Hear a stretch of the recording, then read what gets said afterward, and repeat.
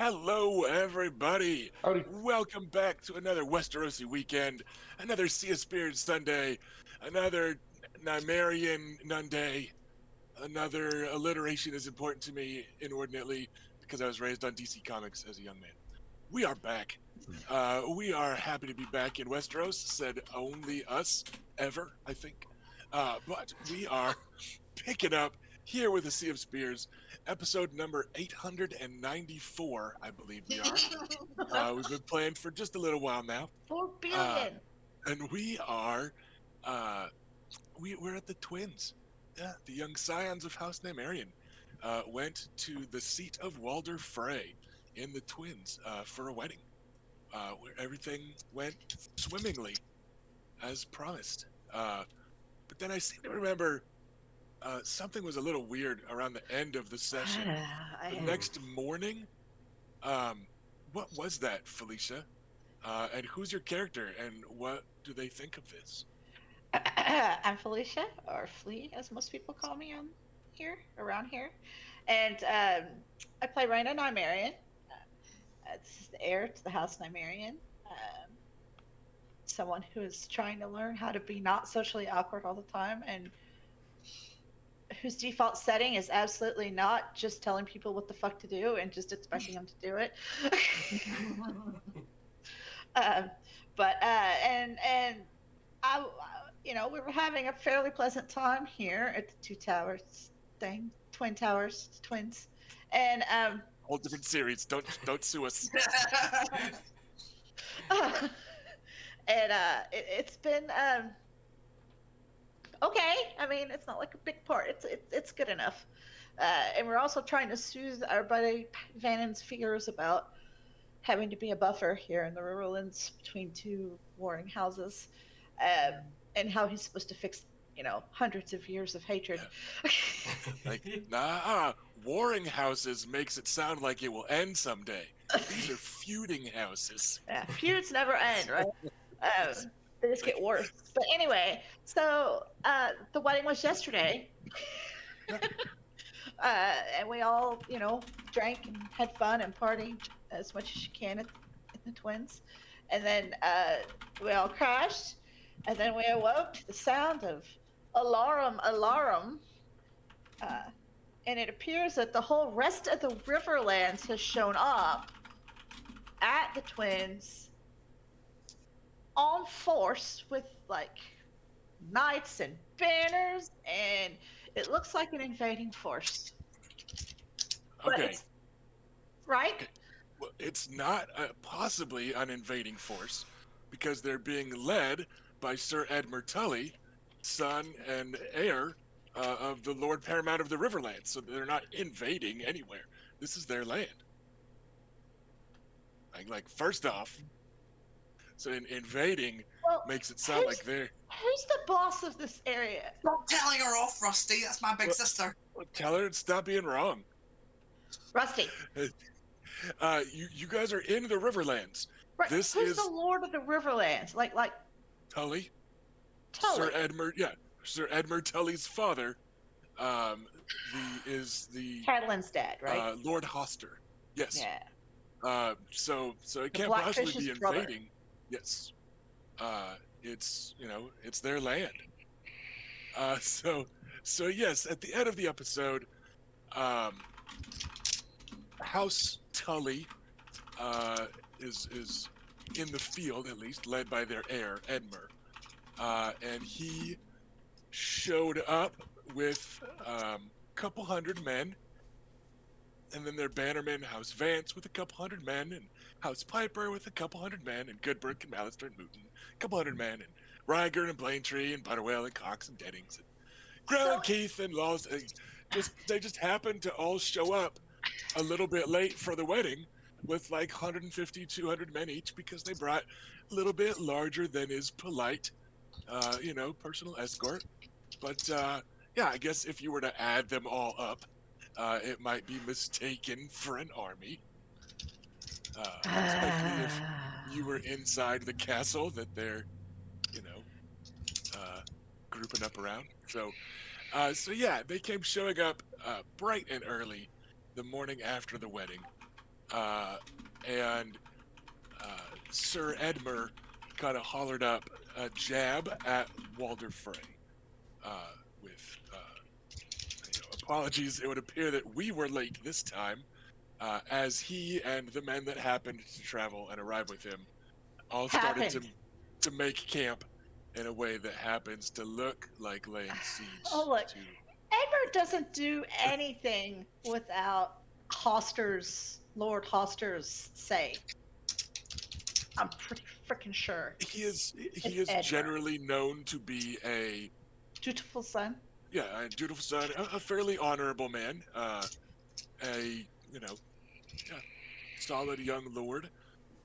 He is by far younger than his siblings, Catelyn Catelyn Stark and Lysa Arryn. But he is, as the male, he is inheriting. Oh man, can you imagine Catelyn Tully, Lady of the Riverlands, in an EU? Like, that'd be that'd throw a bunch of monkey wrenches into a bunch of things, huh? But yeah, Yes. so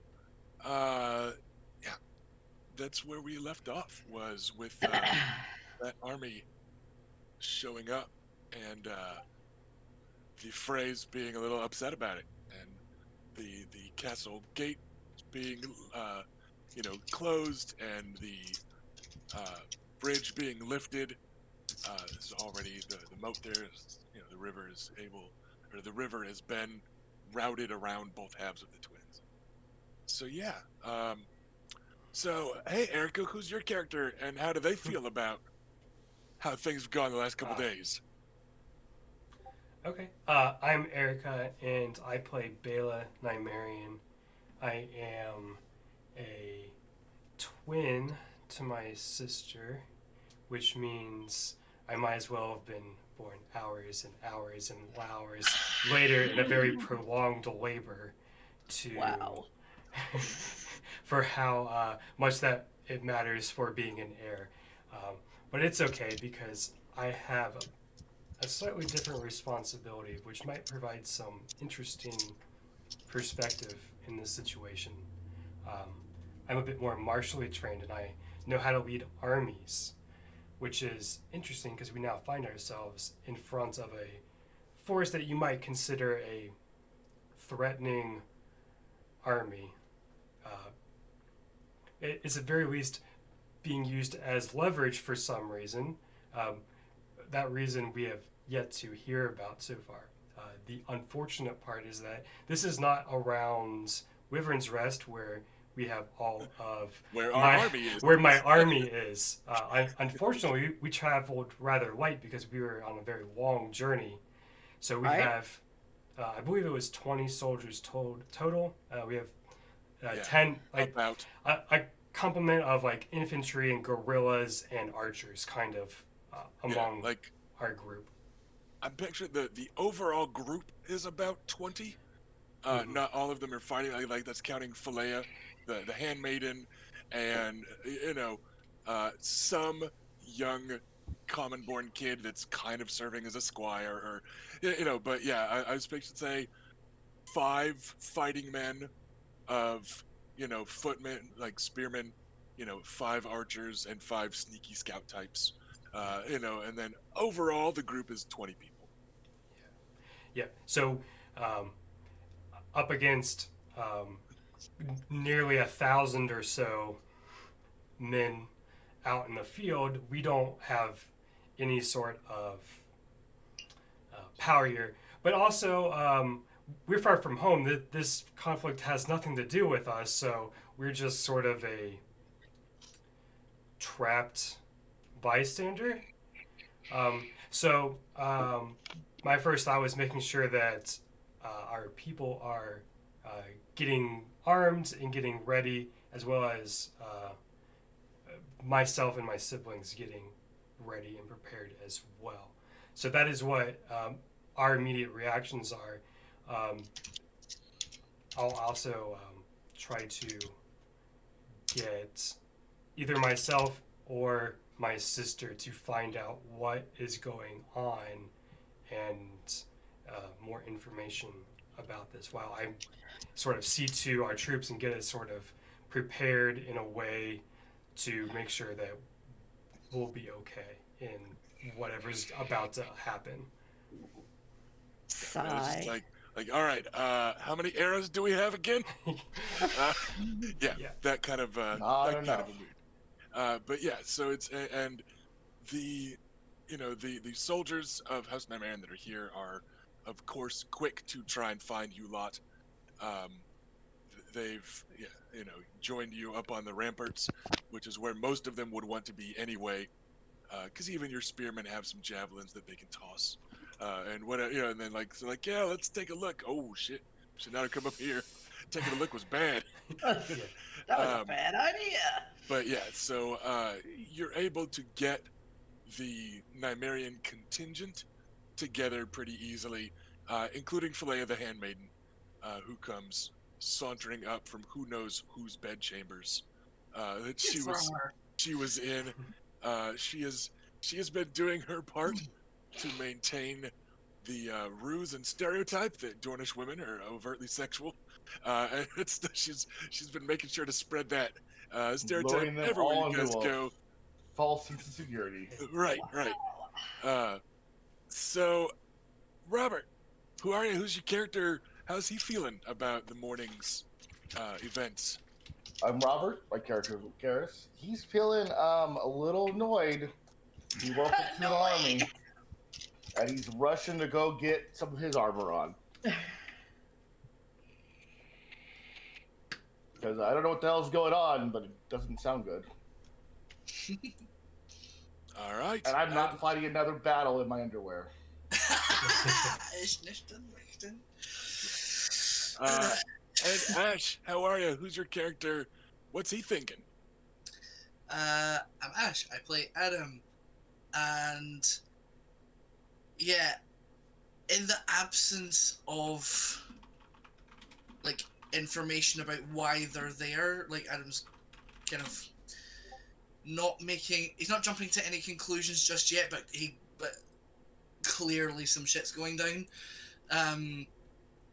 And yeah, he's really not looking forward to being embroiled in a conflict because he was kind of caught up in his own hot mistake. But yeah, so has been kind of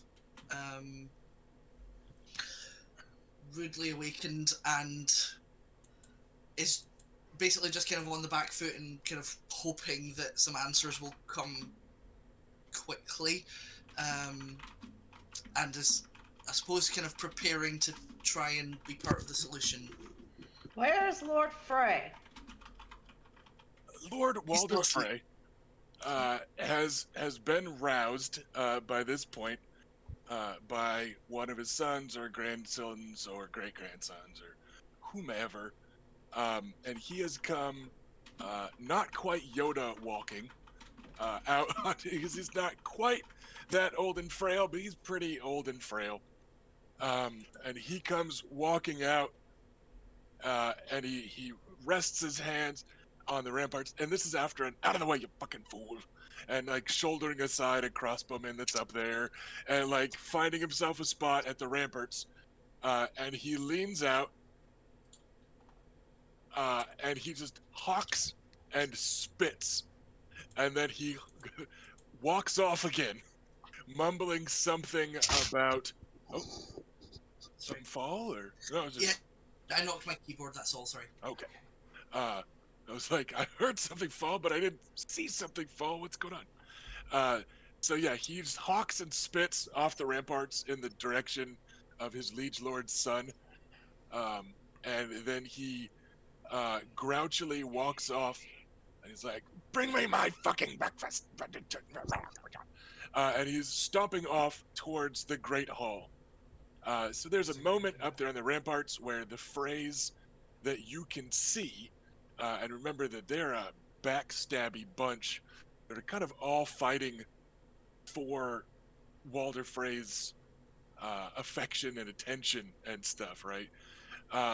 But Ryman and Stevran and Hostine Frey and Merritt, and they're all just kind of standing around up there. and then there's a moment where they all kind of exchange looks with one another, and then they're like, yeah, breakfast, yes, hungry, terribly hungry. And then they all just happen to be going where father slash grandfather slash great grandfather is going, so that The they can actual. be at what is apparently going to be a war council over breakfast. So yeah, the phrase nobles quickly filter off, trying to stay close to Lord Walder, and for a moment, you're left up there with Uncle Orain Waters, who may have He'll be a showed great up. help. He may have showed up around the time Philea did, but he is standing there, looking a little hungover, but dutifully sipping from a bottle of wine to cure that. And Tyrion Lannister, who has finally found something to like climb up on, so he can look over the edge of the ramparts, and who then immediately like just turns around and sits on like the crate that he was climbing. He's like, should not have done that. I quite prefer the view in here. And he gestures amiably towards Philea and the twins. And he's like, it is too early for this. Entirely. And then Orain gives a shrug. Perhaps some breakfast. And Are we suppose just going to ignore this? No, we should all get some food. We don't know how It's- long we it's need to not- be ready. it's not ignoring it. There is, as I understand it, someone from their lot is going to come and speak to Lord Walder, and then perhaps we'll have some answers. But I think, short of bellowing from the ramparts down to them, I don't think we're going to learn very much. Is I mean, the if you want to bellow down from the ramparts, I entirely back your plea. I'm not bellowing. I'm going to go get dressed. This isn't our business. We just sit tight, be ready, and when information comes to us, we will act on it or make decisions as best we're able to. I think that sounds very wise, Bella. And for now, let's get some food both for us and our people, and make sure that everyone is, doing okay and ready in case the worst should happen. Yes. Regardless of how things shake out, they're not going to be better for us not having eaten. I agree. off to breakfast we go then. And Tyrion hops down, and the lot of you head to the Great Hall. It is rather a flurry. There are, unfortunately, a handful more like men-at-arms from each house that are in here now, because most of the lords have some small escort with them, and then like brought that escort inside or whatever. So it's more crowded in the Great Hall. The guests are all in here, and so are about 40 fighting men that are trying to kind of stay out of the way and hug the edges of the wall, but they're also trying to stay close enough to their lord to keep him safe and to listen in to what's going on, and it's a mess, right?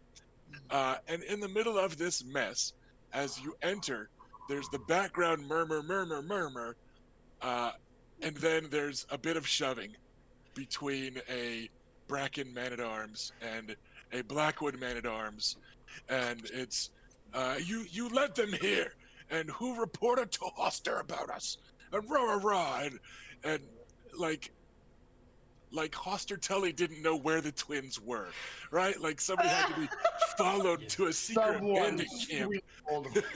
Like, so you guys aren't in like a bandit camp in the hills, right? Like but it looks like the Brackens and the Blackwoods are, because tensions are high, they are blaming each other because that's what they do when they're tense. And a couple of other men-at-arms quickly break those two apart and start to scold them. But you notice that neither Lord Jonos Bracken or Lord Titus Blackwood lift their voices to chastise their men for letting their tempers flare. They are busy glaring at each other. They have taken up positions on the sides of Lord Lord Walder's long table. Right, he's sitting in the center of this long table that he mostly kept to himself, rather than having anyone else sitting at the high table with him. He had his 19-year-old daughter up there, and that was about it at the feast. So Well, he's sitting. he had his wife up there, didn't he? Yeah, or sorry, I said daughter, I meant wife. Who could tell you that? Oh, it's okay. My bad. It's We not. get it. It's not Craster's Keep. It's the twins. I was the wrong flavor of creepy. I apologize. But yeah, he had his wife up there, and that was all. So he's sitting there, and he's like, "Where's my damn breakfast?" And he's sitting in the middle, and then Titus Blackwood's off on one end, Jonos Bracken's on the other, and then the other lords and knights of the Riverlands that are here are kind of arrayed in the opposite side of the table from Walder Frey, but with those two clear at the polarizing opposite ends. And Vannon is standing opposite Lord Walder, and seems to be trying to calm everybody, and they may or may not be listening. They seem kind of excited, by all this. But yeah, that's the scene as you show up. Is a bunch of mixed Freys and a few other Riverland lords, with the Brackens and Blackwoods on either end of the table, right there at Walder's high table.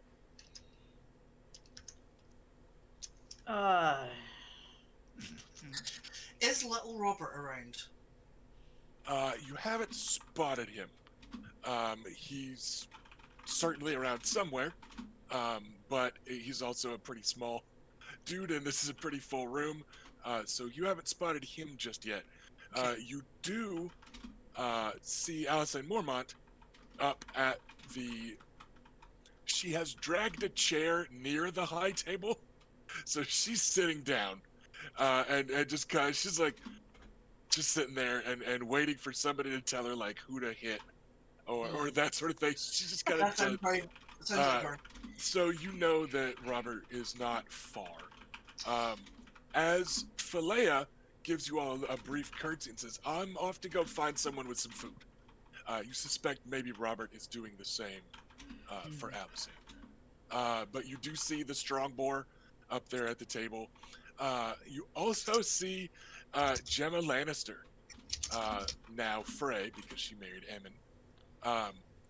She's up there at this high table / war council. She just has grabbed herself a spot up there and is waiting to listen to what the men say.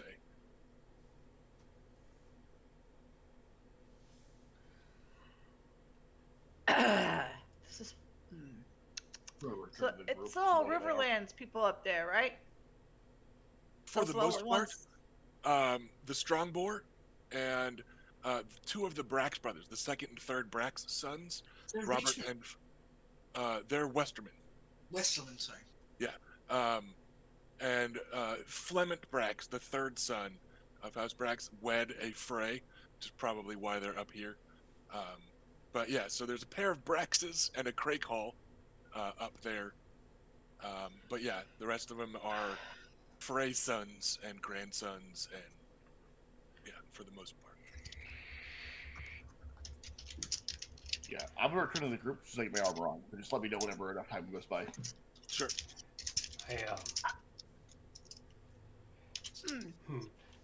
Which of us do you think it would be more appropriate to go up there, sister? I thought this wasn't our problem. It's not, but I don't like not knowing what's going on. I know, me too. It's our problem, it's not our conflict. Right.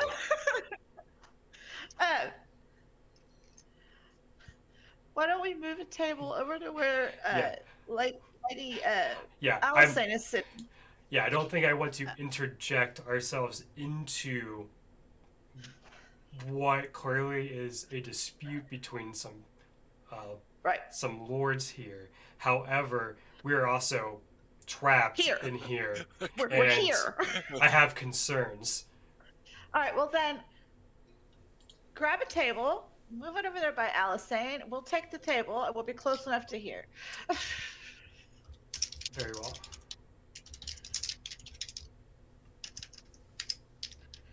All I right. included Luke in that.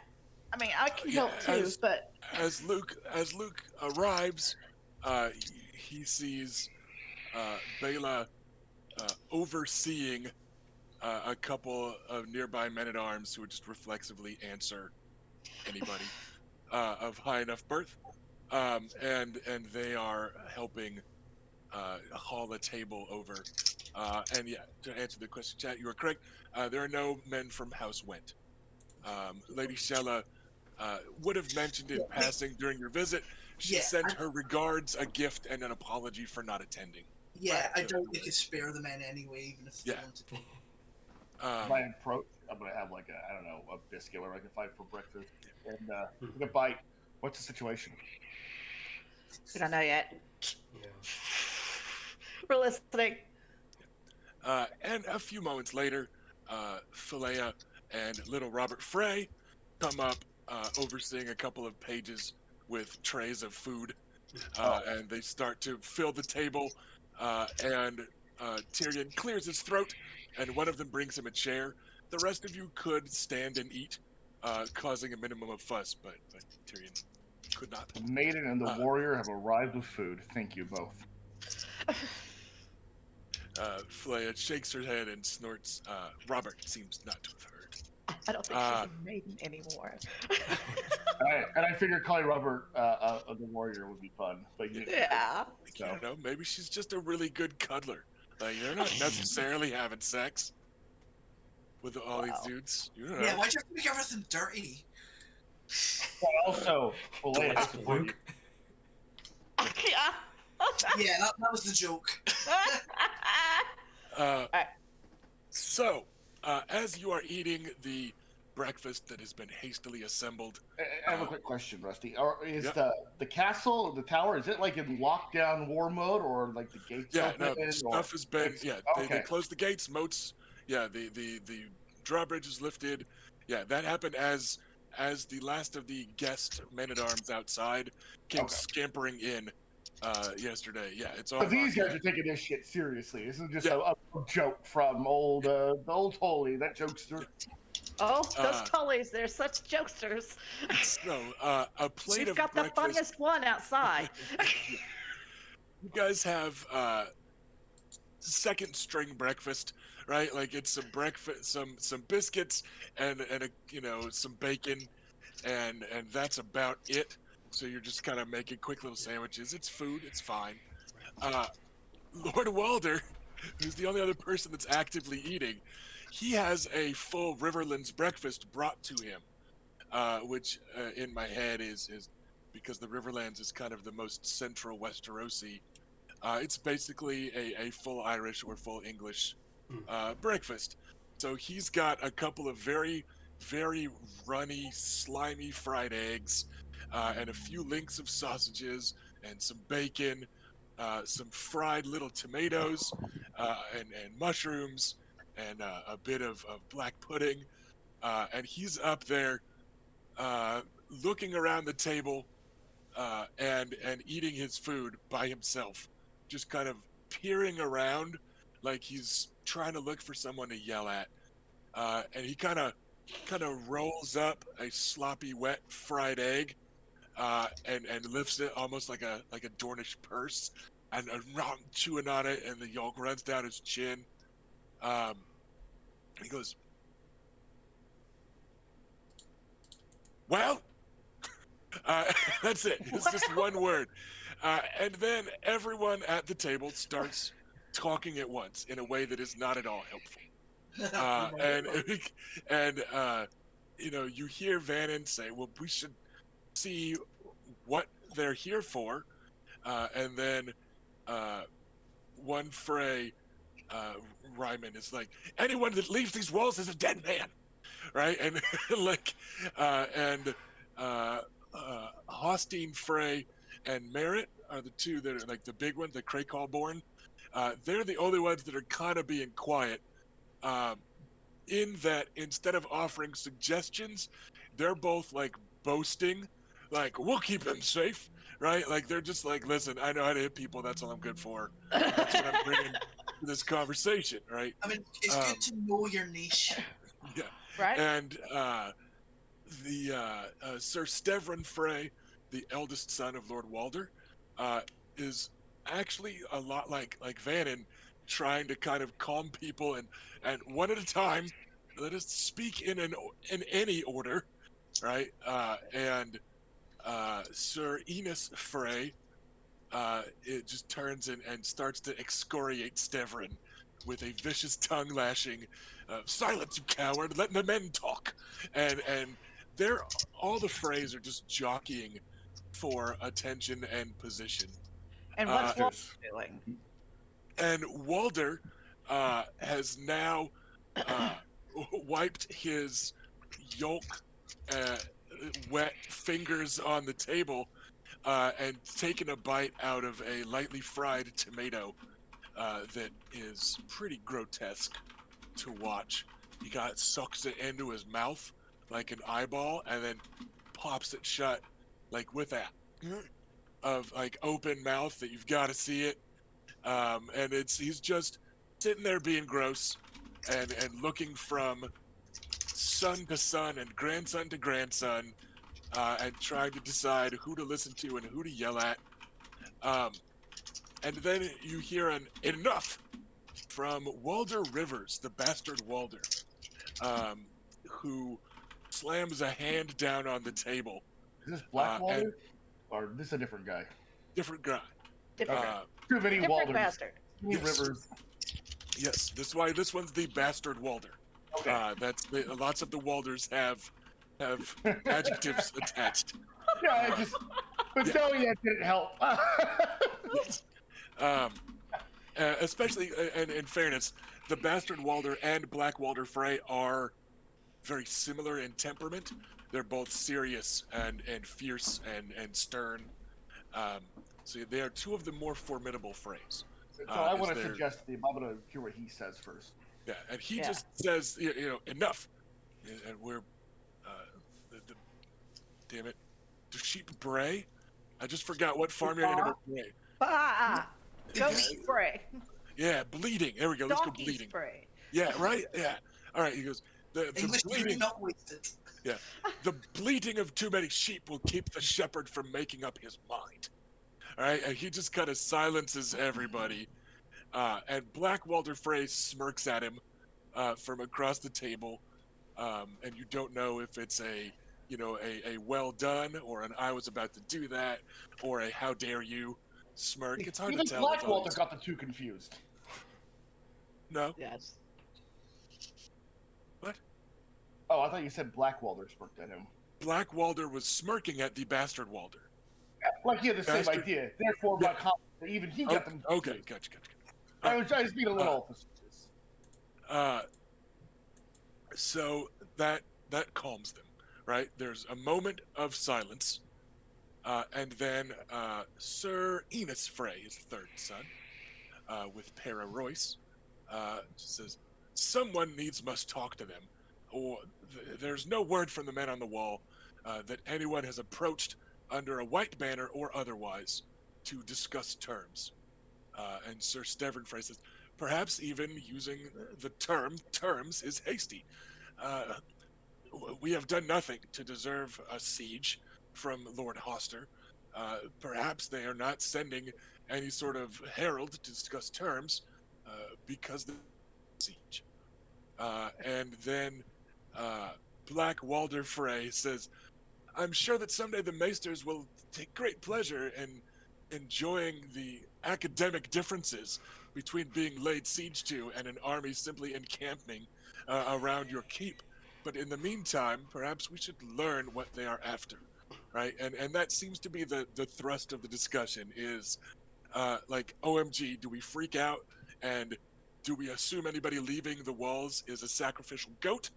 Or do we send someone to talk to them because they're not following the normal siegely etiquette of announcing their terms or whatever. This is And what then to the sisters. Okay, so there was going to be another prompt up at the table.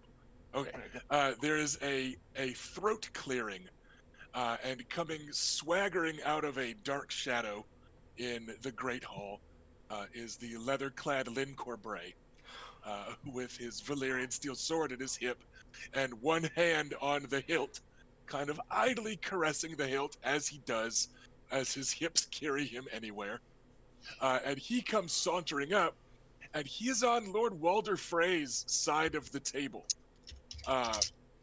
All of the other Freys are opposite, talking to father or grandfather, or but he just comes kind of slithering out of somewhere dark over there, and he idly leans on the table. He says, "Surely your guests from outside of the Riverlands have done Lord Hoster no ill. Perhaps you should send one of us to go idly chatter with Sir Edmer, who may or may not be laying siege." And then that gets a couple of them looking around at each other. But as they fall to murmuring again, that was where I had a baked-in prompt for potential player. That was literally going to be my suggestion. I mean, I'm Right. assuming that we're within view and earshot of that. Yes. Yeah. That's where you guys set up, was to be close Yeah, enough to I mean you. that is definitely going to get Adam's attention. He's got a point.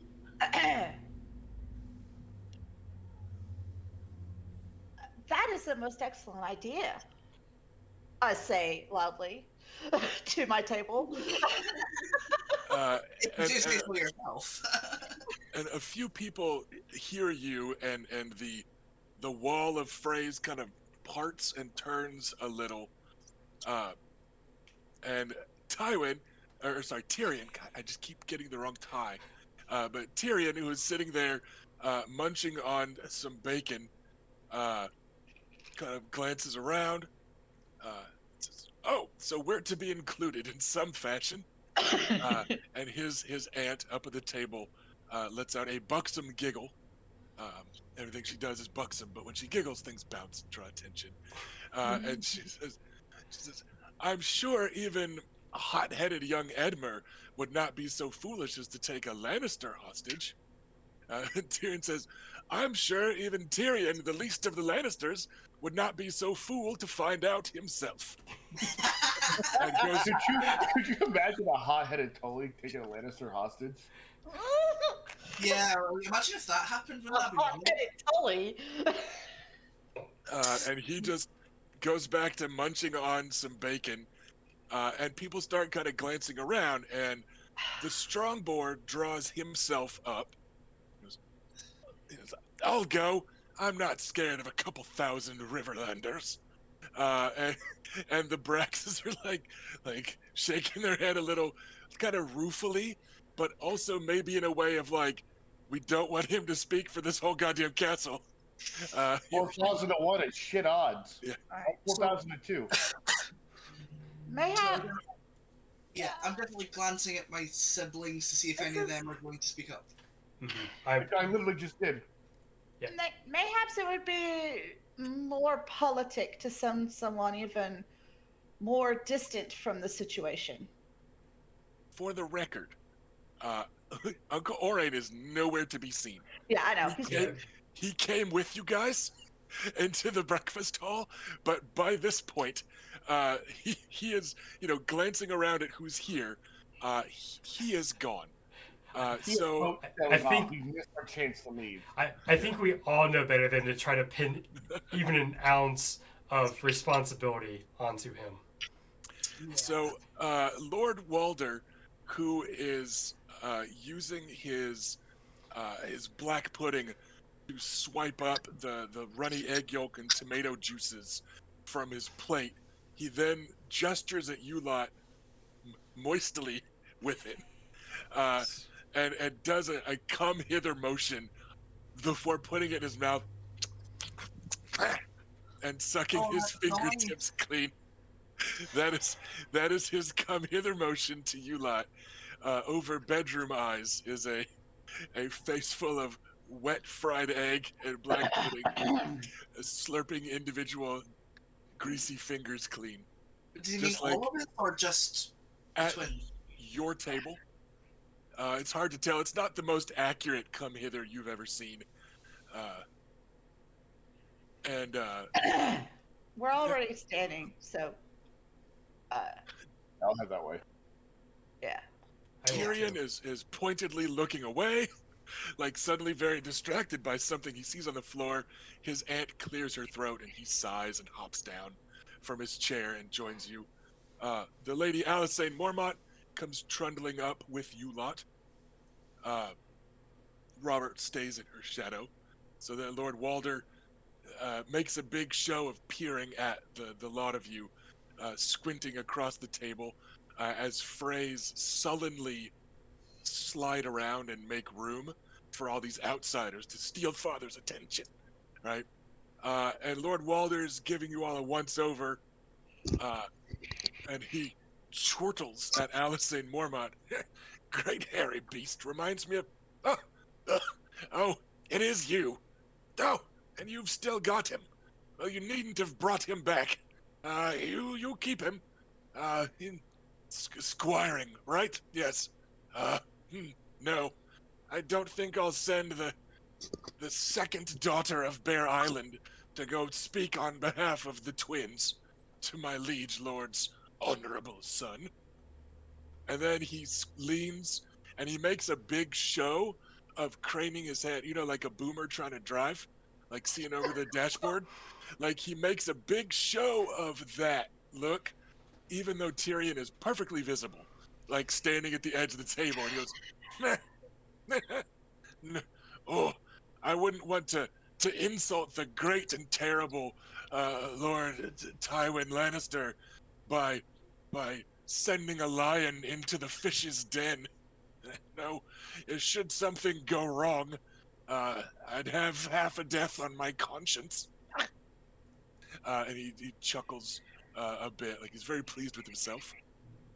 And then he looks up at the strong board. He goes, You remind me of Hostine.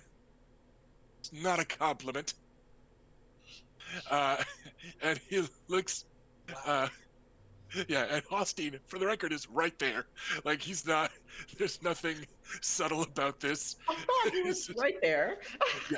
And then he looks at the pair of Braxes, and he kind of squints. He goes, You two, you look similar. Which of you's Flemont? Yes, there we are.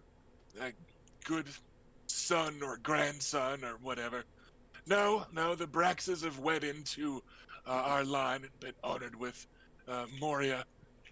No, not a Brax, I think. Where's the silly one? And it looks like he's looking around for Uncle Orain, and then he just shrugs. Silly one. Who cares? And then he gives the siblings and Lynn Corbray a long kind of up and down. You lot are pretty. Maybe Edmar would be distracted. Wow. It all depends on his purpose in coming here, my lord. Well, we don't know that, do we? But we could find out for you. You could. Thank you for volunteering. And then he grabs a sausage. Go on. Come back when you can tell me something useful. Pay me back for all that bread and salt you've been eating. Doing volunteered, it looks like. Alright, curtsies. We've This been we've been shanghaied. As guests, of course, we wish to do all we can to help you. Vannon raises his voice slightly. Goes, They are your guests, Lord Walder. Putting them at risk knowingly is... and he just kind of stops before saying like dishonorable or cowardly or, It is or dot dot dot. unlordly or whatever. And then you see Lord Tydos shake his head down at his end of the table, and Vannon just says, "Would be most wise, as they are far removed from any disputes that you may have with Lord Hoster, or disagreements with Sir Edmure. I have every confidence that my friends from House Nymaryen will find a peaceful resolution to whatever this mild disagreement is." We have some experience of negotiating with aggressors. If there is an accord to be found, we will make every effort to do so. Good. And then he gives you an away gesture. I only care because Vannon is here. Like, I think Adam's got like a slight kind of glancing between people because like Lynn's still standing right there, and like, is he being included in this? Yeah, And I'm not sure. Yeah, I Yeah, think he got Lynn- roped. He roped himself in. Lynn Okay. comes walking around the table, and is making eye contact with Reyna as he approaches the group. And Oh yeah, the last time they interacted, that went really well. he's in like his black leather pants, of course, and Right. some set of them.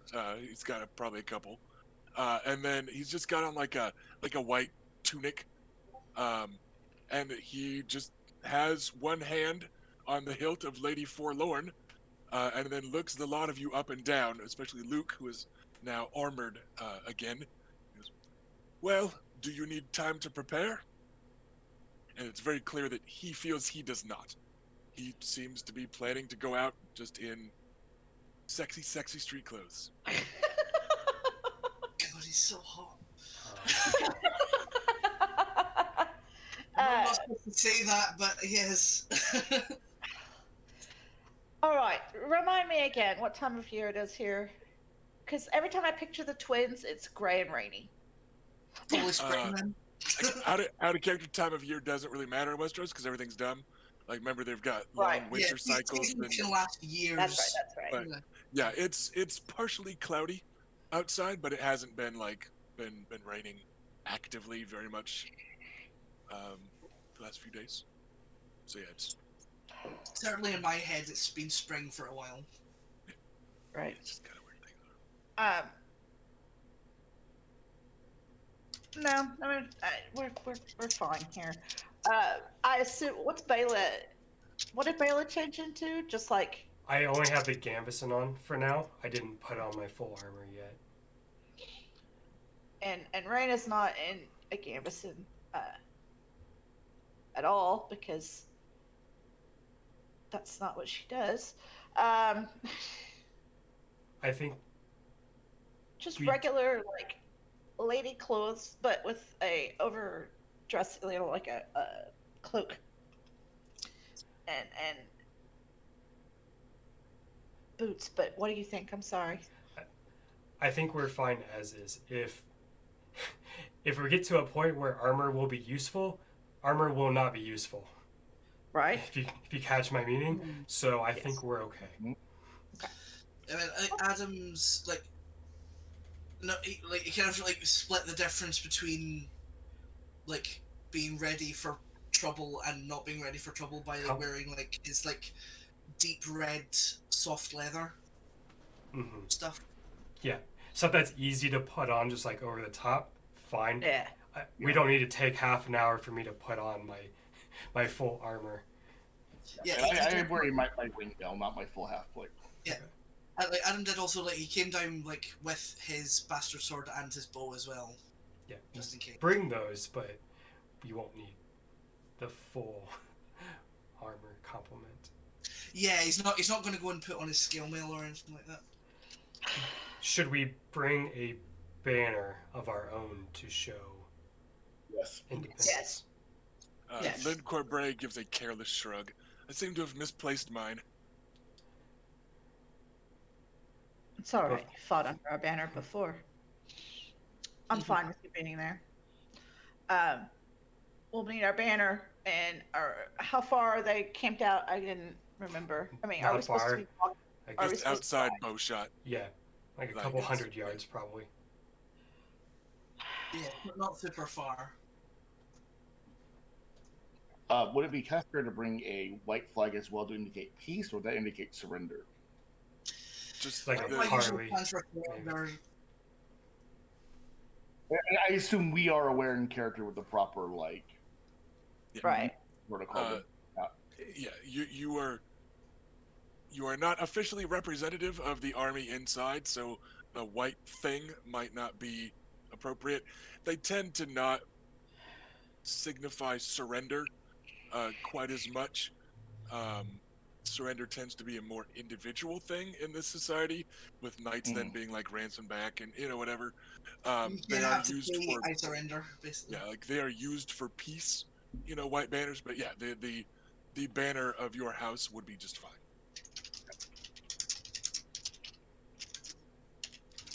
Okay. Okay. I'm ready. Yeah, See what the hell's happening? we'll get some horses, I believe. To arrive on horseback. Yes. Yes. All right. As the horses are being saddled by some stable lads and stuff, Lynn's like, "Oh yes, it'll be quite the long and perilous journey." And just he's constantly snarking and stuff, Well, linning it well, up. well, would you rather we walked there, Sir Lynn? No, it In might case, take us a while.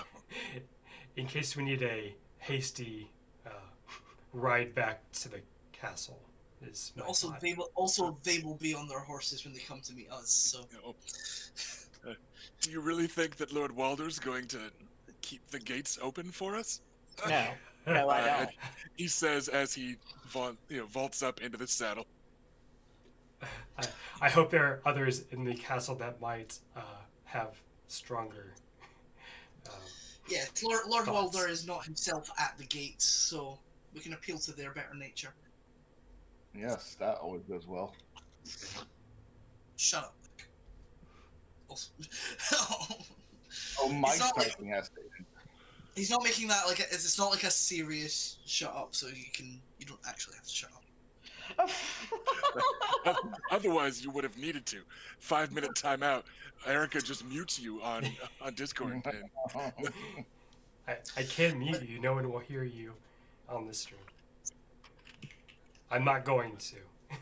I was just trying to convey that it's clearly on Adam's part like a petty bar, Joking. not actually anything serious. He's not actually angry. He's just stressed. all right Well, then. let's see what else we have stepped into. Right? Horses are ready, and rushing to bring you a banner is little Robert Frey, who then maintains stubborn, defiant eye contact while clambering atop his pony and not handing the banner to any of you. He's just like, Yeah. go ahead, tell That's me, fine. Yeah. tell me to hand it over. Go Come ahead, on. see what Yeah. fucking happens, right? Right Like next- he's just like, Right next to me, Robert. it's not quite that defiant, but it's like a please don't tell me to stay in here defiant. Right? Yeah, Like, no, it's- I think Adam can recognize that and is like Yeah. actively telling Robert to like be next to him. Adam's like, my plaintive radar is going off, and I know just what he needs. Yes. So yeah, and then he just gives a nod and pulls his little pony over next to Adam, and Lynn Corbray, with one final roll of his eyes, starts to trot out.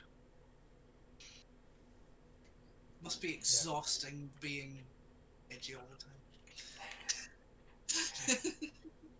It's actually really fun as the GM. I'm just like, what's the dickish thing I could say that won't quite cause a duel? Right? And it's just like, yeah, it's a good time. I've been playing a lot of wholesome people for a long time. It's nice to not. I'm glad you're enjoying it then. Yeah, it's important. Yeah. It's totally not going to lead to any arguments. Yeah, everything's fine. But yeah, so we'll go out and I don't think we'll go at like a full gallop or anything. So nothing that could be construed as aggressive. Just a Yes, it's A trot. the defiant Just- charge of a half dozen, determined to cut their way free. Yeah, you know, it's Right. We might have a chance. a bit of a trot, and he does let up onto the reins a little bit once you guys like are crossing the drawbridge. He doesn't actually want to be out in front and be saddled with the responsibility of speaking on anyone's behalf. He just wanted to be the first one out, and you know, seem impatient. So all right. All right, quick update in chat. Robert's just gonna be AFK for a minute. Some familial, some Frey style drama in the background. So hopefully everything will be Cute. fine. So, who is gonna ride in front?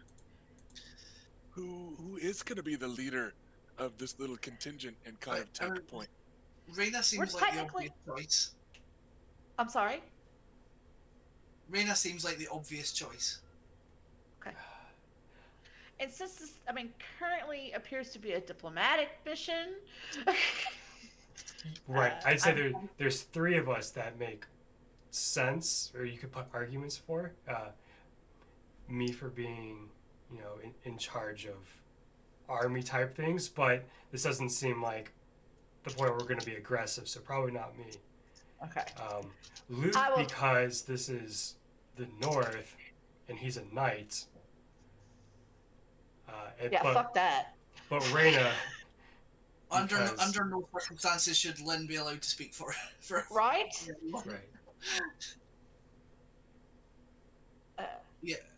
So, So I kind of feel like his role is like being threatening backup, essentially. Yeah. so I would If- probably lean towards Reyna because she's the heir of the Yeah, four me of too. us. But if Reyna really doesn't, I mean, I'm happy to like be there as a support. Or if Reyna really doesn't want No, to we're do it. all here as support, honestly. Okay. We each bring something to this metaphorical table. So, but I will take the lead. I will take the lead. Alrighty. But yeah, So- like Adam will make it clear that like he sort of stands ready to like offer assistance. She just needs to like give him the look. or All right. whatever. Can we give Luke a few moments here to get back? Because I really want him to be here for this. That Yeah, is totally let's fair. go ahead. We're gonna take about 5. We'll get our midstream break in a little bit early, as we do a slow motion ride Super early. out to meet House Tully's forces. It's a short So- break. Short. Yeah, like we'll just take a few minutes, and we'll be back very soon, everybody.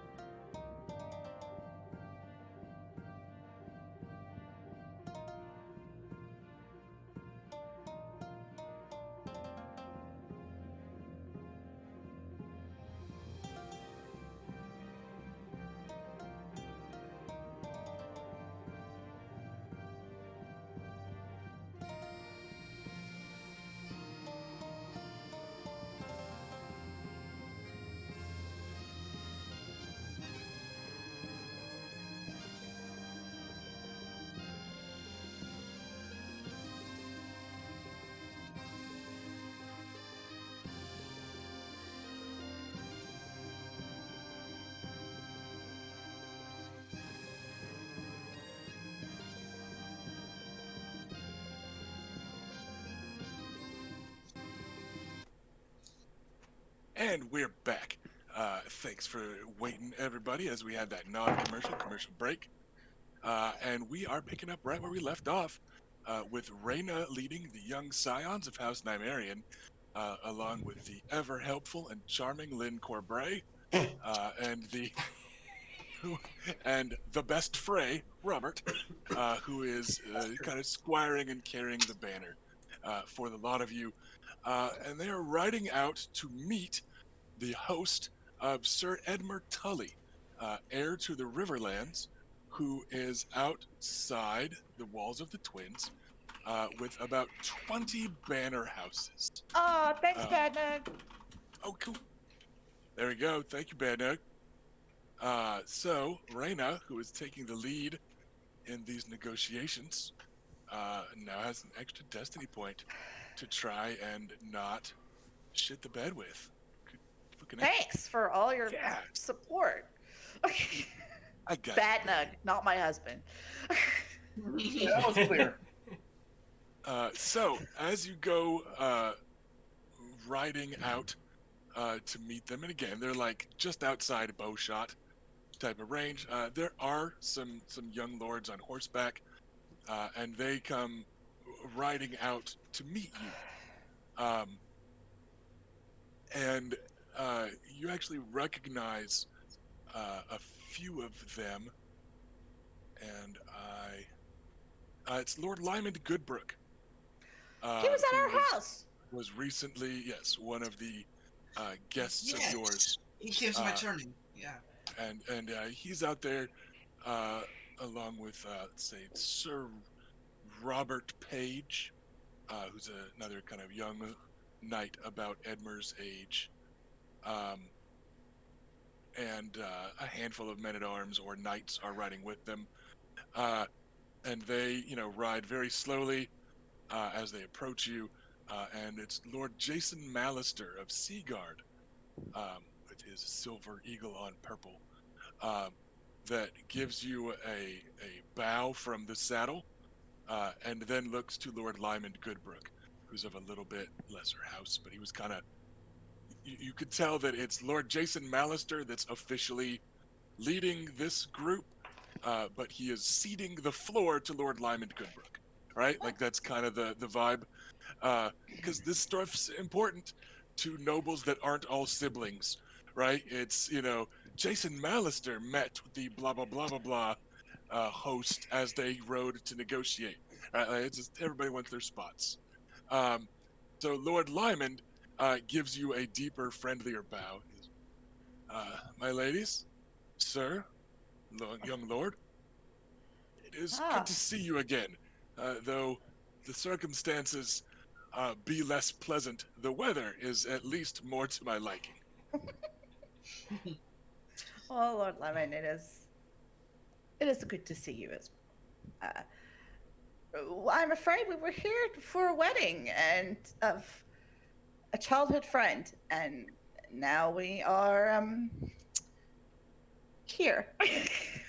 Envoys. So, and Lord Frey has taken advantage of our foreign Neutrality? neutrality. That's it, neutrality. To reach out and to find out what all is going on out here.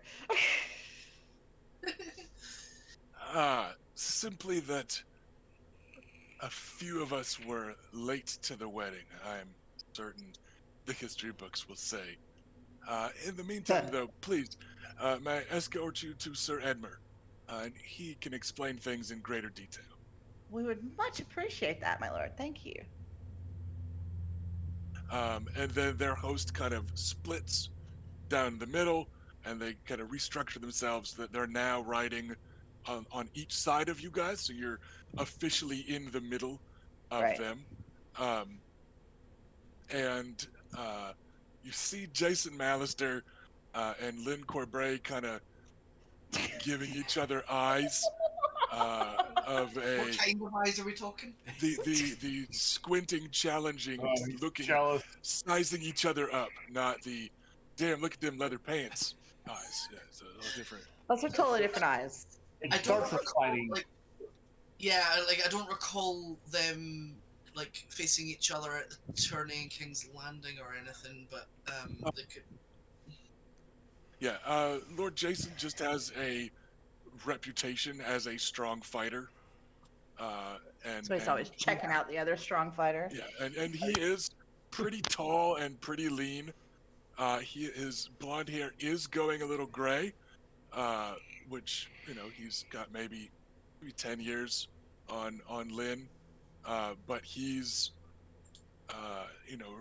known to be a brave and resolute fighter and quite a renowned tourney knight.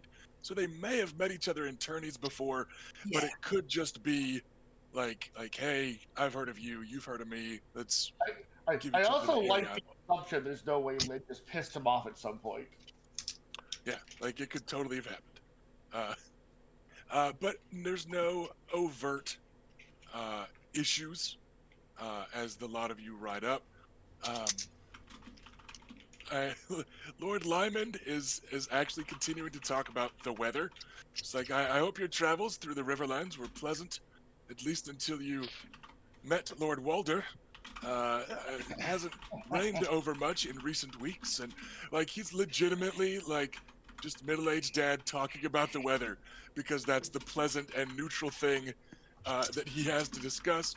But he does seem pretty genuine in his hopes that your travel was nice. You're riding up the King's Road for a couple weeks, and Let him. so yeah, he's just Has there been any word from the Citadel on how long this season might last? I've Oh. continued the polite conversation. Yeah. My maester hasn't told me anything, but certainly the White Raven hasn't flown yet. Eh? Look, and he just gestures up at the pleasant, skies, and so yeah, nothing of particular note. This is definitely a budding military encampment. Like, you guys know what these look like, and you're taken like right down the belly of a straight lane. Squires and men at arms are still putting up a lot of tents, but again, you can't help but notice how fucking many there are. It's House Smallwood of Acorn Hall, and Keith and Root and Page and Leicester, and you're just like this is a lot of different banners. This reminds me of like the tourney ground at King's Landing, like the first time that we were all like, wow, look at all these different banners, right? Like this is that vibe, just as tons of people. But there is certainly a central prominent uh, tent that is set up, and this faintly outsized pavilion tent with the entire front area rolled up, so it's not just like open in the front. Like the whole front has been and lifted, and it is clearly meant to appear even more open and welcoming, right? And above it is the Tully banner, of course, the white fish on the blue and red fields, and standing below it is the heir to House Tully, Sir Edmer, who's like right, almost posing in the doorframe, right? Like he's planning to be standing there greeting you guys, so it's not quite striking a pose, but it's pretty close to it. What do you got, Erica? Yeah, I just want to say that with my training in commanding armies and such, I'm going to be a little bit more trying to be on the lookout for things that I might pick up as plans or sizing up the force. Not exactly like getting like a full like count or anything, but just like being aware of what I might be able to learn strategically while being here, Sure. in case it matters. And on the approach, you see the flurry of activity that you expect prior to a siege. And off to one side, Bela will notice this, even notice it. There are men digging slit trenches, which is normally a thing of an army is going to be here for a while, right? Wow. Like this isn't a haphazard camp like you find at attorney grounds. Like these are men that have been jockeyed into position for at least rough lanes to be left open. Like you need an army to move through your camp, right? Like you need your men to be able to move from back to front. Like it's got the big rows, spaced out properly for an army of this size. Um, and you're left thinking there's 2,500, maybe 3,000. It's hard to say because the Riverlands is a little more terrain heavy than home. You're not looking out on like a big open plain, and you're not up on a mountain looking down at an army.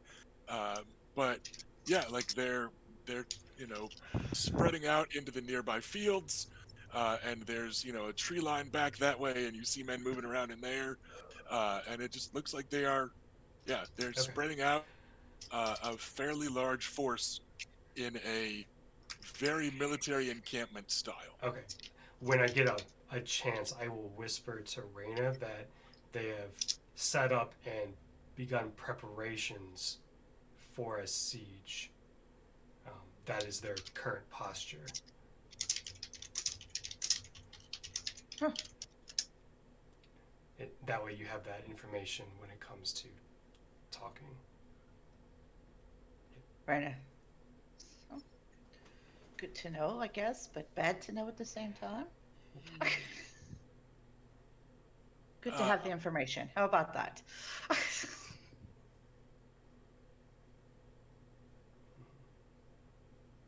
Okay then. Nobody responds to your whispering or anything like that. They presumably are expecting a bit of muttering as people approach. And yeah, there stands Hoster Tully. He's got about 10 years on you guys. I'd say he's about 30. Sorry, 10 years on the He eldest. is younger than I was expecting. Yeah. Yeah, he's he the is- youngest of them. Or not Hoster. Sorry, Edmer. Sorry, Sir Edmer Tully. Okay, that makes more sense. Yeah. Yeah. No, Hoster Tully is really, really old. He's Catelyn as well. But yeah, it's Edmer Tully The heir. standing there. He is Sir. Right. He is not yet the Lord. He's only ever the Lord on the show because like we meet him as his father dies. So that's why it's the instinct is certainly there to call him Lord Edmure. But yeah, he is Sir Edmure. I'm gonna Sir Edmure. And he is a stocky fellow with hair, nape of the neck length, and a fairly neat short beard with that auburn that is so common among Riverlanders. I'm And gonna he's hopping off the horse. I'm gonna greet him tonight. Sir Edmure. and he's got mail on, but not full plate. Like he's made a big show of wearing his like chainmail tunic, or not tunic, but chainmail stuff. We are dressed similarly then. Yes. And he gives you a nod, and then stands and Okay. kind of waits for the rest of you all to dismount. Dismount. Should there be like, you know how they'll stand by and like help ladies off horses? Sometimes Yes. I don't know if they're gonna do that or not. they do not seem to be doing so. No. Okay, good. If you make any show, I'll help you off. Are you stuck, my lady? Oops. All right. Dismount from my horse and check out my skirts. Sir Edmure. He gives the lot of you a bow. Yeah, Adam will bow deeply. My ladies, sirs, please, won't you join me? And he kind of half steps back and turns sideways and gestures inside his big old tent. I like take my hood down as we're going in. And I'm like, thank you very much. And the inside of it is what you expect from the heir to a region inside his pavilion tent. It's big. There's furniture set up, right? Like it's basically a keep away from home. There's carpeting down on the floor. It is a standard. I'm a very wealthy Westerosi lord military style tent. I'm impressed. And then a few men mill around behind you, and they start to undo the ties. The front of the tent will fall closed, and you lot will be able to talk in privacy. Having it open like it was so I guess you could see that there wasn't anyone else like lurking in there. You know, it was an openness kind of symbol that was also very literal. Anyways, you make your way inside, and you see that there are chairs enough for everybody, which you suspect was from a quick head count as you arrived, and may have been the whole reason for sending Lord Lymond and them out there. It was like, yeah, just give us a minute to get up chairs, and standard stuff, but thoughtful. Accept the politeness and the respect as our due. And then the front flaps open, and a few squires appear carrying stuff, and a few lords appear. And as Sir Edmer makes his way around to his side of what is clearly like a war table, and has a seat, he gestures and he says, "My good friend, Sir Tristan, Lord Lymond, who I know you've already made the acquaintance of, Lord Aaron Butterwell, and Jason Mallister, who, again, you only just recently met." Who's Tristan again? Jason Mallister, Lord Jason Mallister of Seaguard. So we've got 3 lords and a sir, or is Tristan Yes, also a I lord? said Tristan, not Jason. Oh, sorry. He is, I want to say, the heir, not the lord. Give me a second. I'll double check. What house is what I'm asking? It's House Ryger. Okay. And he is, let's call him heir. It actually hasn't officially been said if he's the lord or what his relationship to lord is, but he is specifically called out as a good friend of Edmer, and most of those are heirs. So we're going to say it is Sir Tristan Ryger, heir to House Ryger. So 3 lords, 2 sirs. Sounds right, yes. And the squires are carrying wine and goblets, and Sir Edmer gives a nod to the Lord of House Butterwell, which again is known for their wines in the Riverlands. Most More non-Dornish, competitors. most non-Dornish say that their wines are the best outside the arbor. Right, so it's a compliment to be offered Butterwell wine, but Edmer does give a bit of a rueful smile. He said, "My apologies, we're all out of Dornish red, but we thought we'd still let you sample the finest we have. We'll water it down, of course. No one needs tempers to flare or cups to spill over." And he says the last bit with a bit of a pointed look at Lynn Corbray. Look, Rob's a bigger wino here than me. So, everyone settles in. His men are flanking him on that side of the table. Most of them are standing. You're all standing, including Lynn Corbray, who is leaning cockily against the back of his chair. Fair to say instead everything he does is of cocky. having a seat. So he is just staying standing because the other knights and lords opposite are standing, you suspect. So he's just, standing there posing a bit. And then Sir Edmer, after, the drinks are poured, and there's one final tray is left out, and it's some fruits, kind of finger food stuff. And then the squires scurry off to the corners and stuff, He goes, "So, what can I do for you this morning?"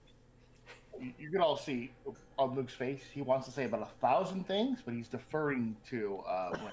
Yeah, same for Adam. Adam's like, I am bursting to speak, but I can't.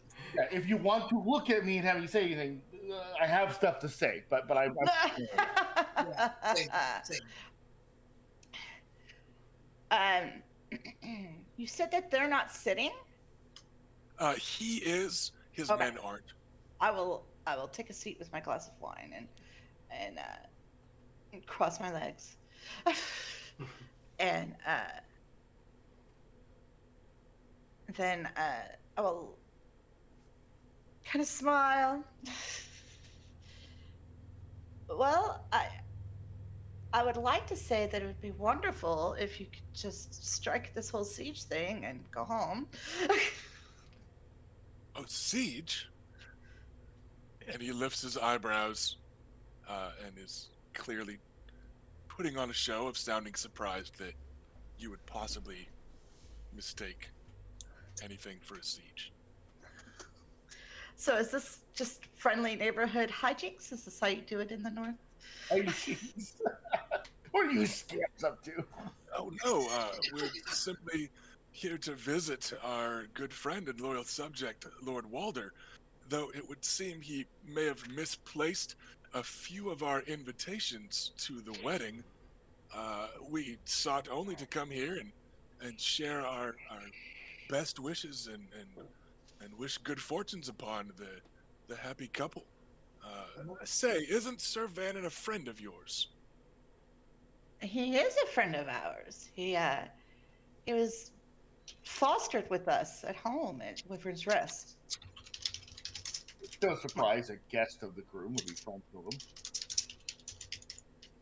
Correct. Quite right, yes. I remembered something like that. The bastard Justman did come back to the Riverlands looking rather tan. I suppose the Stoneway would explain that. But yes, no, of course, there's certainly no siege. Simply that I gathered a few friends before arriving, sadly, too late for the nuptials, as I understand it. A shame. I'm sure that a wedding hosted by Lord Walder is a memorable affair. Perhaps a smaller host would have traveled faster.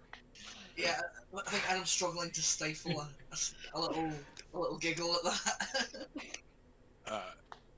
And Sir Edmer lifts an eyebrow at Luke and goes, "Oh well, yes, but of course, with the bandit vanquishing bastard Justman and the lords of House Bracken and Blackwood, the two largest armies sworn to my father's banner, under the flag of the twins instead, here distracted by merriment and good cheer, no doubt. We were worried about bandits on the roads, and so several of my closest friends in confidence perhaps brought a little larger detail than normal for such travel." Okay. Reyna had a moment there where in her eyes you saw, because now all it looks like is that he's here because his father suspects insurgency by Frey. And it does fit with the power struggles in the Riverlands between Frey being, he's such a grasping little bastard, and the Tullys have been, I don't know, Lords of the Riverlands For a long time. for a long time. Not that long. I don't know who was before them. It's been like a few hundred years, though. It's like it's qualifies a long time. It's long enough. Since the conquest, but for like houses that own areas, it's not that long. Yeah, but in the Targaryen era, yes.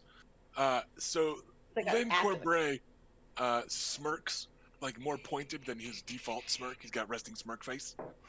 He gives a smirk at Edmer's excuse for traveling with so many. He goes, "Oh, and yet some of us made it all the way here from the mountains of the moon without 2,000 men. Or is it closer to 3? Oh, but then I suppose none of you travel with a lady, forlorn or otherwise." Yes, we're Uh, all very impressed by You your actually make it soul. about him. Yes, we're all very impressed, Charlene. There's no need to show off. There's always Oh. need to show off. Adam, did you think this was showing off? And he changes the tone of his smirk, and his eyes go a little bit half-lidded, Oh shit! a little smoldery. House Nymaryen is no. Like season Adam's of look is damage. going to be. One at a time. Adam, sorry, go ahead. Just pick one. Do your response, and I'll say what I was going to say. So, Okay. Adam's look in response is going to be very much like we will argue later, but not right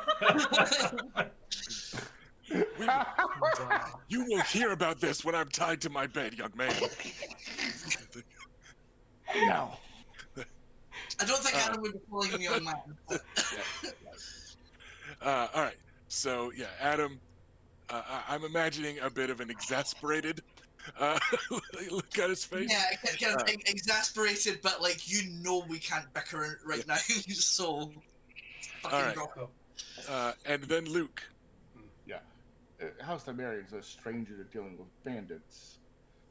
That said, we did make it up here as well with fewer men. Let's not do this dance, Sir Edmund. We're not on the phrase side of whatever this conflict is. Let us speak plainly. Very well. Let us speak plainly. While you're enjoying that Butterwell wine, perhaps a history lesson about here in the Riverlands. I've given to understand that young Adam is quite the reader. Perhaps he has heard of the last famous tourney given by House Butterwell. Make me any sort of roll that you think is appropriate to know anything about history. Okay, You could use the Adam has got skills for this. Right, Hang you've on. got some, and this could be anybody can make this roll. Ooh, And don't- Adam, Sort of like skills, education. skills pay them? Oh, What? education. I Yeah, have I education. was going to say, like, basically, this is going to come from Adam's book learning, so I'm thinking knowledge, education Yeah. for this. Yeah. If you'd like to make a knowledge roll but use the tourney's specialty, I would allow that. I do not Uh, have the tourney specialty, Yeah, unfortunately. this is just for anybody. Like I would allow that one. Okay. And also, if you had any other specialty you think is quite right for military history. So Military- strategy. So maybe I'm gonna allow a strategy because it's also kind of the bookish side of military stuff. So I would allow that, not tactics. That's too different. But I would allow strategy because it's that one. You know? Yeah, That's what it's I'm more talking like, about. it's like knowing your Sun Tzu and stuff like that kind of thing. So everybody roll. Ooh, that's decent. Bela Alright, we flexing her big brain. I just need to check my benefits in case I've got anything useful for this. So we've got a 14 from Reyna. What have we got from Baylor? We'll go in age order so Ash can finish mathing. Okay. That's fine. I got above average for my dice pool with Yeah? a 9. All right, killing it. I got 19. All right, 19 and Luke. Age order. We got cheated again. No, all I have was just flat knowledge. I got 9 as well. Okay. None of you recall anything disputing what he is about to mention, and it hits you a moment into it. You lot remember a famous tourney that was to celebrate a marriage in House Butterwell, and the tourney itself is remembered as the entirety of the Second Blackfire Rebellion. Oh shit. Okay. So I can't Edmer, say what it was. Edmer talks mildly. He's going to continue his soliloquy, but you guys are like, oh yeah, no, I remember that now. Right? He goes, so there's a rather famous tourney hosted by Lord Butterwell, who was in fact marrying a daughter of Lord Frey. At that tourney, it turned out, were traitors, found out rather quickly by Lord Brendan Rivers, but it would have appeared or rather, out of character. It would have appeared. But as the history books tell us, Lord Ambrose was hosting no simple tourney, nor simple wedding. One of his guests, of course, was Damon Blackfire II, traveling incognito as Sir John the Fiddler, and that tourney at Whitewalls was simply an excuse for a large host of conspirators to gather. I was I right. believe a dragon egg was even the prize there. Uh, so, coupled with, of course, the history that we all know of the grand tourney at Harrenhal, more recently in history, and how uh, the Mad King was certain that it too was nothing but an excuse for conspirators to assemble against him, out of character that is one of the prevailing theories. So it's at least Imagine. a but and so given this history of tournaments and weddings, particularly hosted here in the Riverlands by houses now seen as rather accursed, uh, what did happen to White Walls, Lord Aaron? And Lord Butterwell looks kind of sheepy. It is no more, my lord. Along with 9/10 of our land, it was taken from us as the price of our treason. And then Edmer gives a nod. He goes, "Just so. I wonder, will we get 9/10 of each of the twins, or simply most of one of them and all of the other? Well, regardless, if it should seem that such nefarious activities were afoot here, under the generous gaze of Lord Walder, well, my father, Lord Hoster, thought it wise that we be here to play Lord Brynden Rivers, as it were, and see to it that the reputation of the Riverlands is not further sullied by such perfidy." If I may just check that I have understood correctly, sir, that your presence here is that you suspect that conspiracy is going on beyond the walls? Behind the walls, rather. We suspect that the circumstances are perfect for conspiracy to be going on beyond the walls.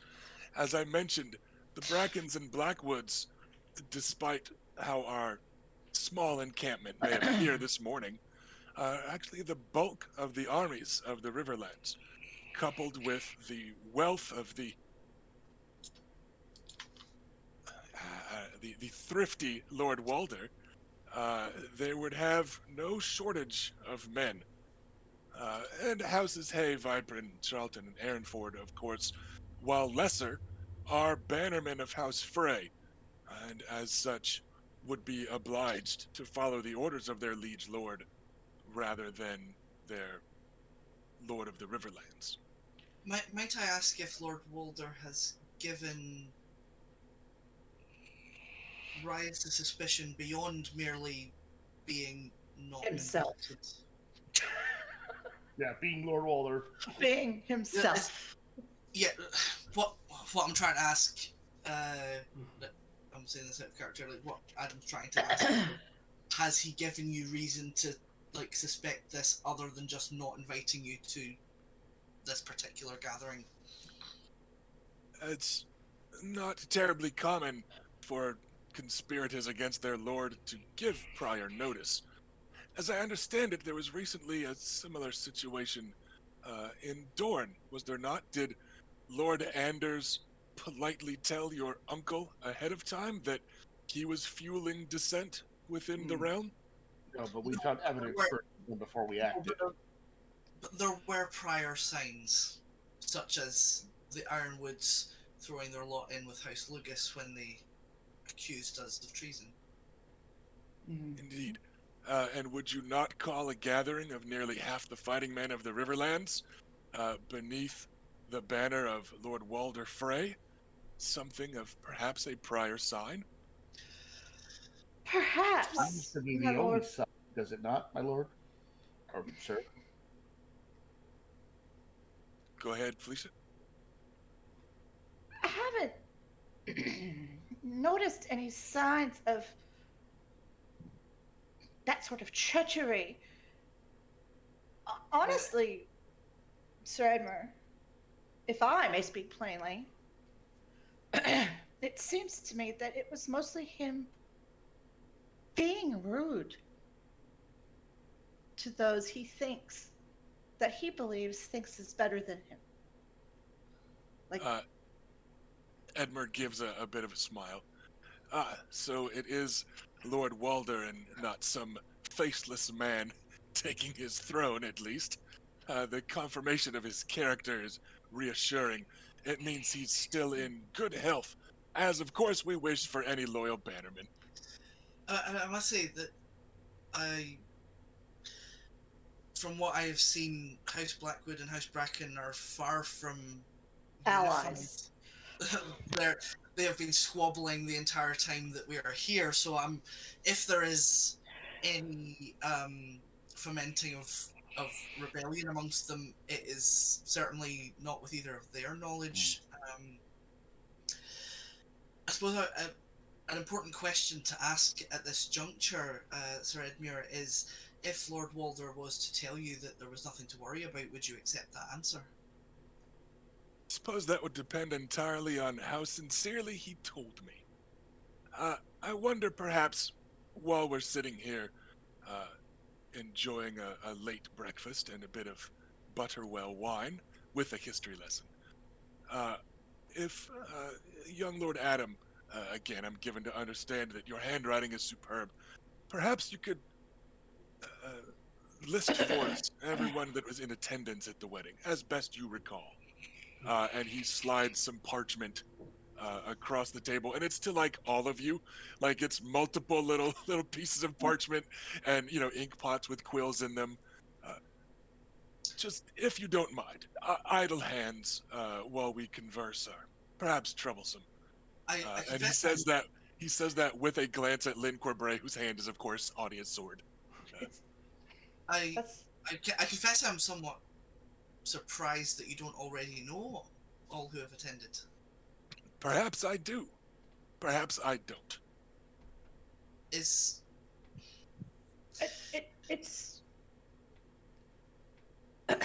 Sir Edmund. We would be glad to provide you with such a list. Well, This is I the mean, Riverlands. are you asking us to compile a list of conspirators for your case? I am asking you to tell me who it was that attended the wedding, binding Bracken and Blackwood together beneath the roof of Lord Walder Frey. To my knowledge, the guest list was never meant to be secret, nor were we told not to tell anybody. I'll comply if I can to this.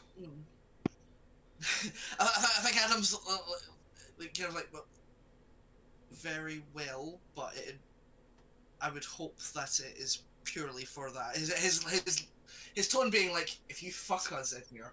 To be, I will cry. let's be clear here. It burns. And looking back at who all we've talked to and interacted with, mostly what we've had who are here are mostly Riverlanders with us and some Westerlanders. And isn't that it? It's been primarily Westerlanders. There are a handful of outsiders. Tyrion, Lynn Corbray, Us. your Uncle Orain, couple of stray Westerlanders, most of whom have blood relations here. But again, as a note of Westerosi stuff, keep in mind that this is houses 2, 3, and 4 in the Riverlands together in one place, and any one of them has an army at least double the actual army of House Tully. House Tully spent a lot of their house points on those 3 bannermen, right? Instead of having their own army. So it's not unreasonable to be concerned about this. especially given that, again, also the last famous uh, offspring of Bracken and Blackwood, and the one that took the name Justman, was Lord of the Riverlands for a couple hundred years because he had Bracken and Blackwood at his back. Um, Did he and live that, that long? well, the Justman line did. So, and then, people are calling Sir Vannon the bastard Justman, and then all those Yeah. lords are together, and I think Edgar's being paranoid here, but we need to be, like, put in the chat, we need to be very careful about not letting our natural reaction to that force us onto Frey's Assad. side. We don't actually know if Frey Yes. is innocent of these charges. We just know we haven't seen anything Now, that let's be. corroborates I it. mean, Yeah. I think he's testing the Tullys by doing this. In a What way. we need to do is we need to get down as quick as possible to what will it take for you to be cool, and then go and see if the phrase will actually do it. Right. Well, it may in the be too. meantime, It may be too late to ask. Like, Listen, while the out of character agonizing is going on, in character, are people writing lists? Raina, yes, no.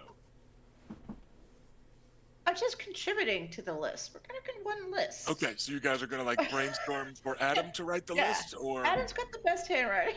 okay. Adam does have really nice handwriting. All right. Yeah. So, are people accurately remembering who came to the wedding? Yeah. I mean, Okay. I as mean, much as I again, you can. didn't. Yeah. See. Yeah, I I guess the question is there anyone we would purposely not list, right? Is there anywhere we would be deceptive in the list? I don't feel we're betraying anybody because I don't feel what we're saying is incriminating. Right. Like, it's a Yeah. little weird, and I can see him be like, "Oh, we got to list the people who are there." But as far as we're concerned, like, I think we are in the clear, being like, "Yeah, Paul was there, and we were there, and Karen was From- there." And this From is what kind you of their saw- job. Yeah. The From what you Tullys. saw out of character, just as a reminder of kind of the guest list, right? It was Brackens and Blackwoods, who are the family of Vannon, and then on the other side, half of them are also family of the bride, right? It was Frey and his bannermen, and then the only other outsiders was Lynn Corbray, who made it clear that he just happened to be traveling on his way to Eternity, and honestly, stopping somewhere for a free meal isn't above Lynn Corbray's reputation. Orain Waters, who just kind of shows up places, especially places on water, and They say he goes in on the morning mist. yeah, Tyrion Lannister, whose aunt is here because she is a Frey by marriage, so it's not unusual. And then a pair of Craycalls, a Craycall and a pair of Braxes. One of the Braxes is wed to a Frey, and the Craycalls, I want to say it was Sir Lyle's aunt, was wed to Lord Walder. So a bunch of the Freys that are running around are like cousins. So it doesn't seem to be anyone, terrifically out of place. Yeah. Nobody's like, yes, they spent that famous spy, the Strongbore, master of whispers of the Westerlands, right? Like, so, it's Freys, it's people wed to Freys, it's people that are the children of Freys that, by marriage, and then it's distinctly Frey bannermen, like House Hay, and yeah, so nobody probably really jumping out at you as anyone to keep secret. They all make Out of sense. character, like Yeah, and the way he's worded this, although we're getting close to what I don't feel like we're betraying anybody or we're snitching on anybody. This is just the public list of a public event.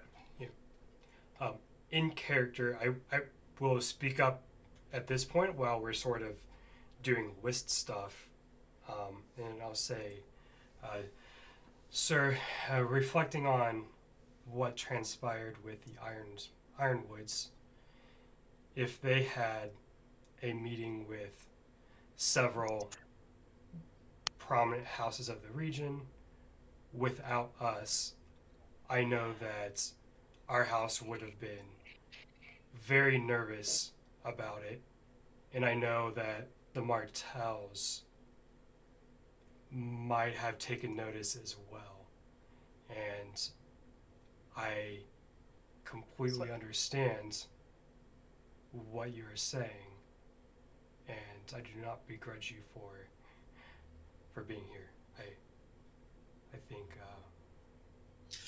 Yeah, I don't think you make a good point, Bella, and Yeah. I do wish to impress upon you, sir, that we don't we certainly don't there's certainly no begrudging going on. We're merely wishing to be cautious that no one does anything rash. That's all. So, given that, what are you going to require to be convinced there is or is not a conspiracy? You want to send men into the twins, and if so, how many? Because ultimately, we are here to figure out what's going on and report back, and try to be a neutral party to what happened. He gives a bit of an airy wave. I'm not terribly certain I've decided yet. I think I'll be saving that discussion for Lord Walder, or whichever of his grandchildren he likes the least and sends out here, risking our nefarious clutches. I simply thought the pleasure of your company would be pleasant this morning, as I've heard great things of House Nymaryen of late. I'm sorry to have missed the tournament in King's Landing, and I hear that the one you had at Wyvern's Rest was quite something as well. It was, though I don't believe we were specifically requested. No, but since you arrived, we weren't going to turn you away, and I thought I might as well share some Butterwell wine in exchange for a list of names. It is fine. We were sent because the great Lord Frey, but I can't We were remember why thought we'd be a neutral party. All right, I need you guys to try again, one at a time. Robert, sentence. We said the same thing. We said the phrase "we are a neutral party." That's why he sent us, basically. We said Okay. basically the same thing. I said disinterested party, but it Okay. Yeah. And we're only interested because we're here. But that's We have one more interest, as we have several handmaidens and men at arms in the castle. right. Yes, I left my stuff in there. And as you guys are listing stuff, Lincourt Bray is not being helpful. Well, why would he well, be? yeah. He's He's like, definitely not functional. and he's all, oh, I believe I saw Lord Varys, the Master of Whispers. Or if I didn't see him, that's all the more reason to suspect he was there. A cunning one, him. And That logic is good. are you I was not- certain? I was not writing any of that down. And are you certain it was your uncle Orain, not some silver-haired Blackfire? Yes, in fact, he was a grumpkin and a snark at the same time. And he's Yes, like, and you all forgot the horde of 5,000 Ironborn, drinking blood and hard spirits in equal measure, getting ready to charge the camp. Selin, They're only visible in moonlight. Is that correct? don't encourage him.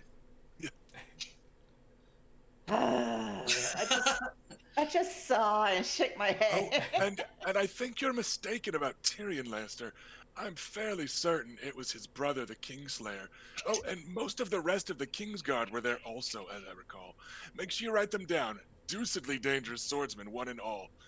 I'm all not aflutter quite even all. just I'm all aflutter even just thinking their names. Selin, if you're going to be quite so hilarious, could you do so outside, please? No, I like being inside. Then Eye contact throughout. I would ask that I not be distracted while I'm writing. I like. And he's going to look back down at his lists. I also like being distracting. Running his hand up and down the hilt of his sword. I must admit, somewhat reservedly, this is the only time I found him amusing. Well, then, Never mind. And Lynn immediately stops. Thanks, Luke. Oh my Mhm. god. Didn't cost us a fortune either. I really wouldn't. I don't. I'm so cross with That's right, Andrew. We're bringing our own family shit here in your tit. I'm going to remonstrate with him so hard before he. Anyway, The wine is Yeah. very Adam is tasty. absolutely not. Yeah. Do Oh, sorry. appreciate it. Sorry. We can talk wine. We can talk wine with the honey. Lord Aaron Butterwell does give you an appreciative bow. Their vineyards are just about all that they have like left in terms of like how they've recovered, since they're really, like their priorities were much like yours were when building the house. They were like, all right, we got 12 wealth points left. We got to have a vineyard, right? Like like they got all stripped down, and they're like, no, we got to take some grapes with us, guys. This is kind of what they're known for, more than any sort of dairy stuff these We days, got- because they lost those very fertile fields that were full of dairy cows, and Yeah. And we got smacked down pretty hard too. Yeah, I will Perhaps we could follow. take some cuttings.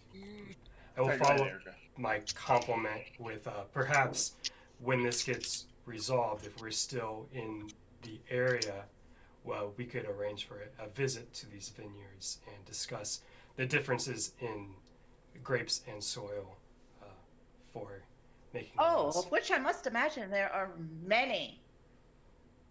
We have irrigation problems. Yes. and he kind of like we have irrigation problems that we stole all the water from the house we lost. But he Doing it LA style.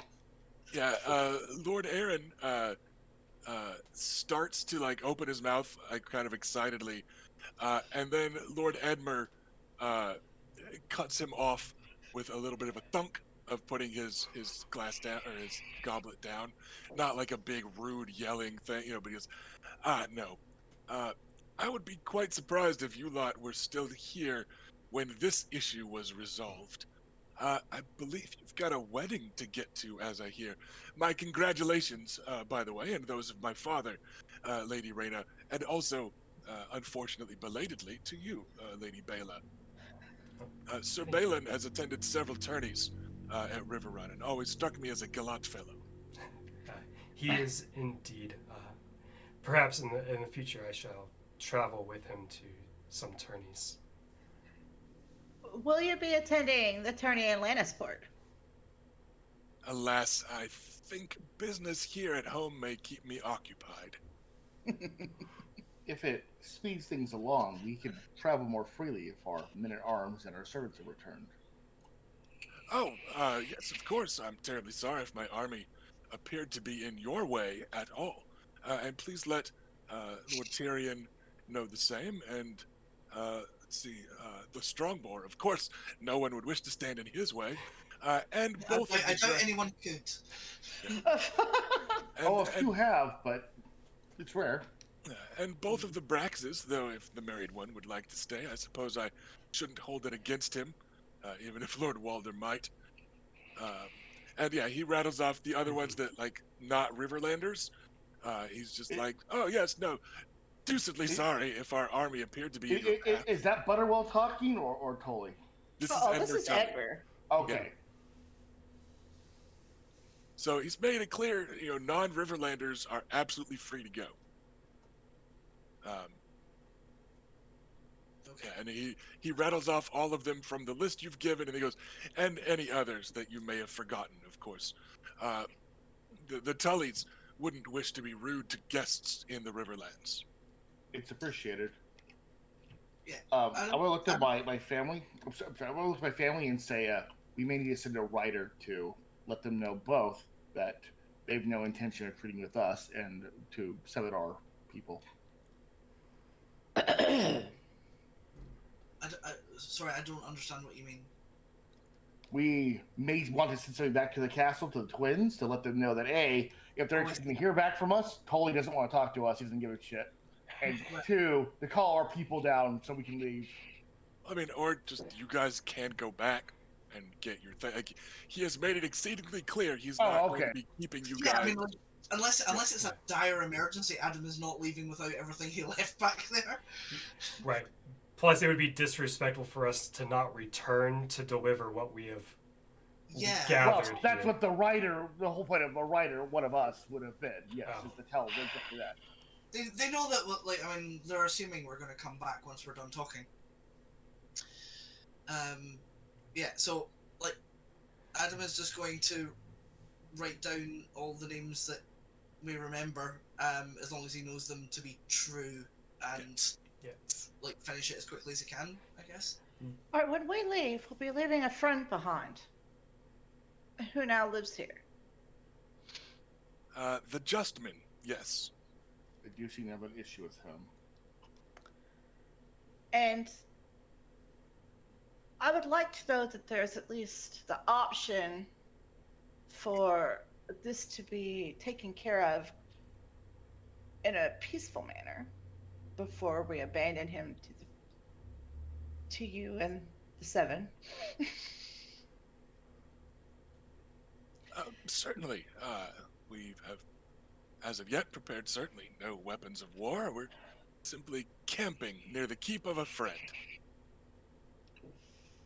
So if Lord Walder were to throw open his gates and welcome you, it would be all's good in the neighborhood. No, I'm not going to say that.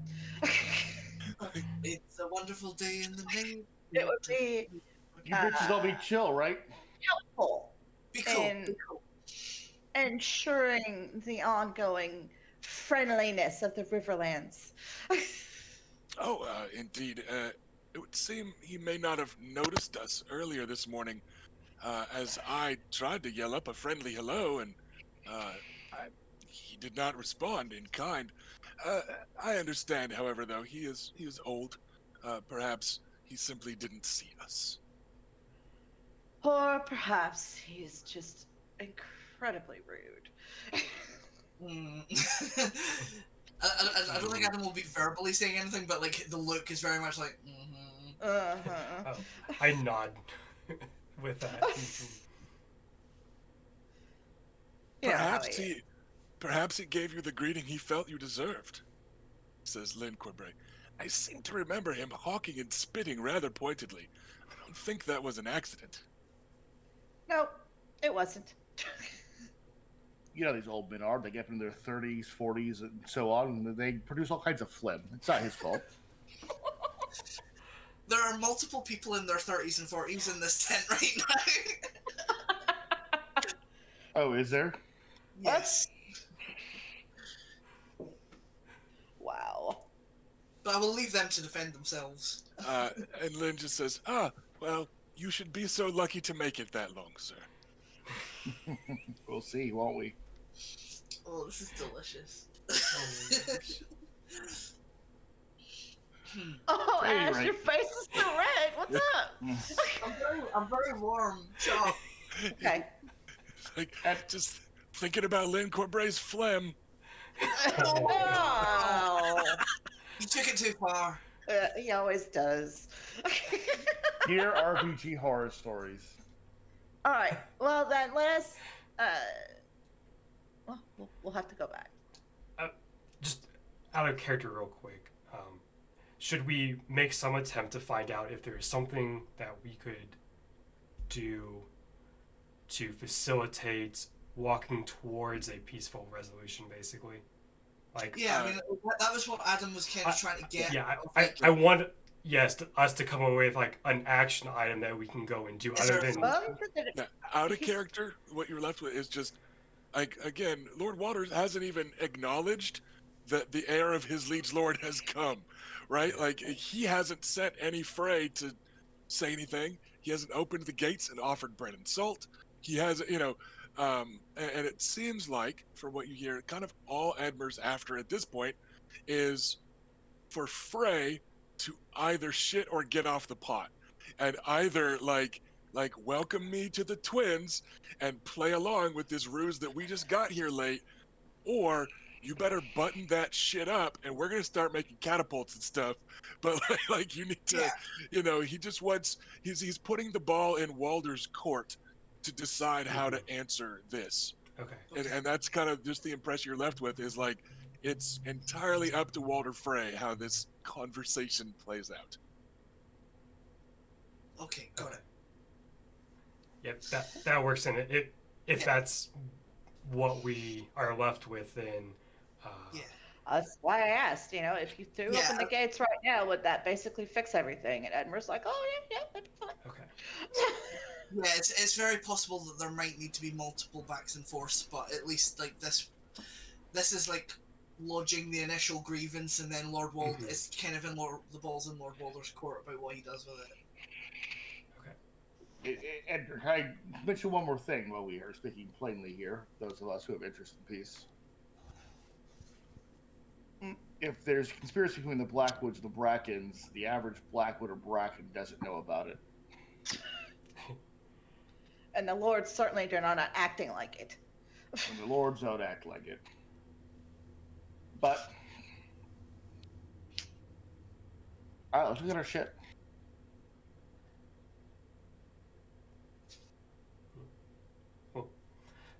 Thank you for hosting us this morning. I trust that list will be to your satisfaction. I certainly hope so. Once Lord Walder decides to greet us as friends and peers, I look forward to making the acquaintance of all those on this list that might yet be strangers, and of course, a warm return to those on this list that I already know. Your lips You to may the 'men- sorry, go ahead. He said, Adam says your lips to the seven ears. And you may mention to those other strangers to me. Well, I have met Lord Tyrion briefly, but the Tyrion Lannisters, the Craycalls, the Draxes, your uncle Orain, and of course the young she-bear. Should they like to leave before we arrive, they are certainly welcome to do so, if Lord Walder will open the gates for you to do so. But yes, we've no quarrel with guests to the Riverlands, and any time that any of you would like to leave, let it not be said that House Tully is keeping you from doing so. Oh, thank you for your courtesy, Sir Edmund. And he gives a little bit of a nod, bow type of thing. Okay. And then Lynn Corbray, Fuck as them you up. guys are starting to get up and leave, he goes, and what if Lord Walder responds rudely? What if he refers to you as, what was it? Hoster's third watery shit, I think it was. If he answers you that way, as he referred to you the other night, instead of sending one of his sons or grandsons, will there be some action we might miss if we were to slip out the postern gate and leave for the Riverlands? Or leave for the Westerlands? Do I know that? Like, does Adam know that to be false? Lynn was here No. for a couple days before you guys were, and it certainly sounds not out of Yeah, character for okay. Walder Frey. Like, Adam will interject and like, then we will know it was the real Walder Frey. So let's go.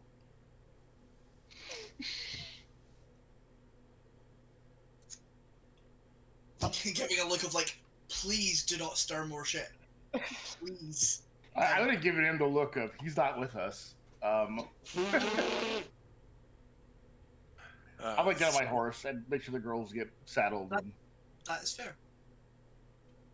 Edmer doesn't stoop to answer Lynn's provocation, but he does get Lynn does get a cold look from Jason Mallister and a few of the other knights that were in there, because you could just go, well, what if he says, and then say all kinds of terrible insults to somebody's, Yeah. you know, so these, like, they are not falling for it. But Edmer, perhaps knowing Lynn's reputation, does not stoop to answer or rise to the bait, or so he stays exactly perfectly where he is vertically. No rising or stooping. And a His few bait mild, level remains equal. a few mild pleasantries are again exchanged, and you lot are able to saddle up and leave. Stradmer, give my best to your uncle. I'm afraid you've spoken with him more recently than I have, but yes, should he decide to accidentally wander home, I will be certain to tell him you remember him fondly. Thank you. Ironically, Lynn's probably spoken to him more recently than Edmure has. He certainly has. As we can begin to leave, I'm just gonna like lean over to Bela. If things go south, he doesn't have enough men to take this castle, especially the twins. I won't say anything until we leave. Like, Yeah, this is as we've left the camp. okay, then I will just say openly, their goal would be to camp out here until word can get back and reinforcements arrive. Yeah. This is If there was such a this is straddling the line to be plausibly late, like they're saying, or to begin a siege and letting Walder choose which direction it will fall. if that's Right. sort of an open hostility, he would have the rights to call up the rest of the Seven Kingdoms as well. So either way, we can always leave the north route. Especially if Lord Walder tries to keep any of the rest of us from leaving. Lynn says, like he's looking forward to such an attempt. If he does, Lynn, we might be fighting on the same side for once. Well, once more, I suppose. How terribly relieving. Yes, well.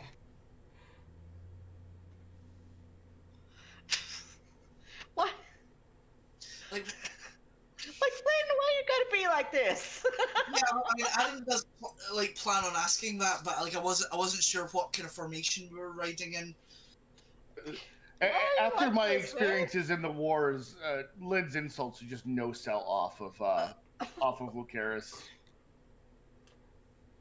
Yeah, it's just Lynn Cormier's whole thing is This is provoking him. people, What is provoking people into fighting duels so he can add to the legend of Lady Forlorn and himself.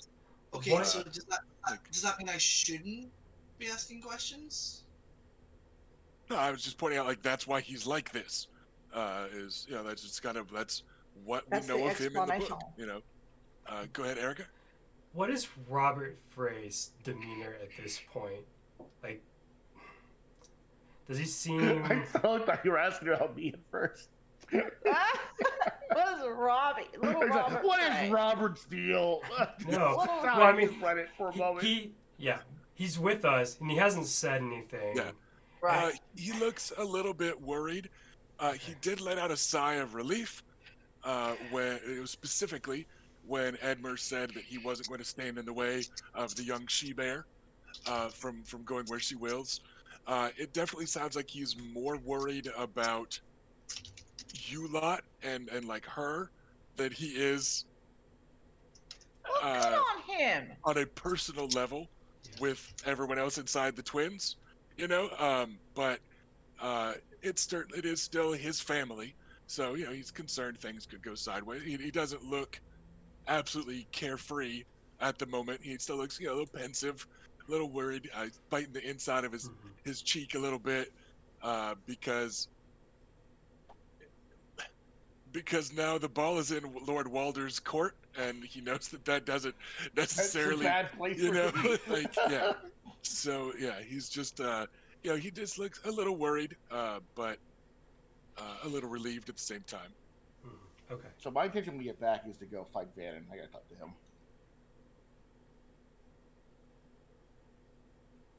I'm sorry. What was that? Oh, I'm sorry. My intention when we get back is I want to talk to Vannon. At least briefly. Well, we will be reporting directly to Lord Frey wherever he might be. They may be nearby each other then.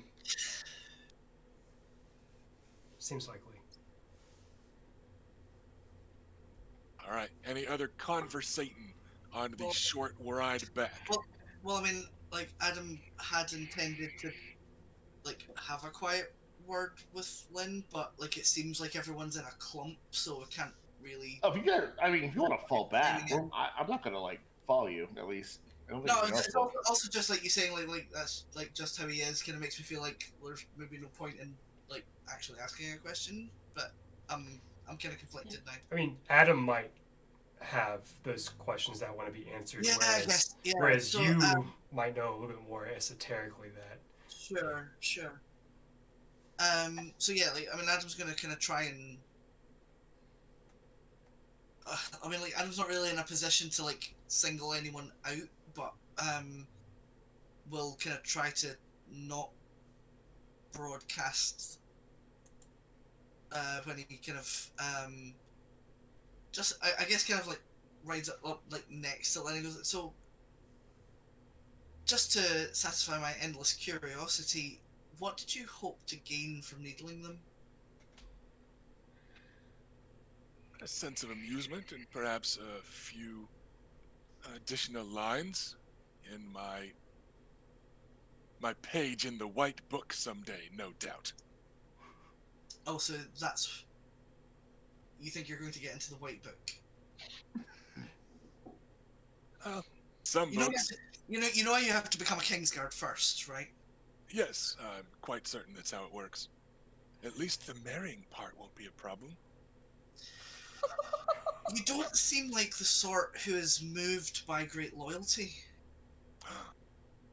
Careful.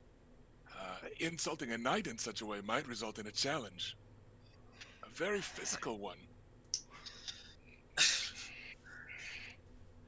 You. Sorry. That's just, Distracted. must every question be an insult? Likely not every one of them. Well, this one is not. Just.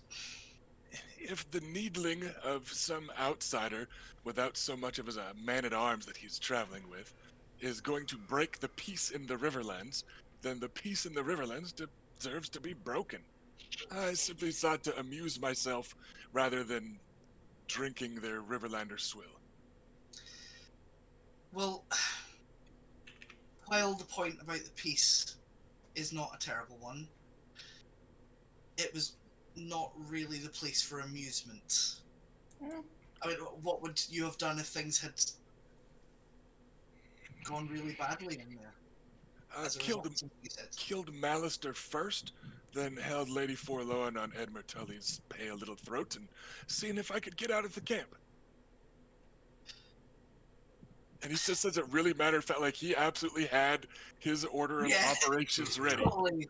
Yeah. No, I believe that. get it. I get it. Wow. You're not a long-term thinker, are you, Serlin? I needn't be. I don't generally need to think much farther away than the length of Lady Forlorn's blade. Well, the rest of us were trying to not create a bad diplomatic situation. Oh, yes, no worries. I saw all four of you splitting his cheeks and kissing two of them apiece. We were not. At So- least one of us could talk to him face to face. You gotta use an eye exam. Excuse you. Excuse you. So it's a choice between insulting someone to their face or kissing their arse. There's no such thing as in between there. We're in a difficult situation and trying to navigate it. Just You because we did didn't- so swimmingly, despite my dragging you down. Yes, I know I did.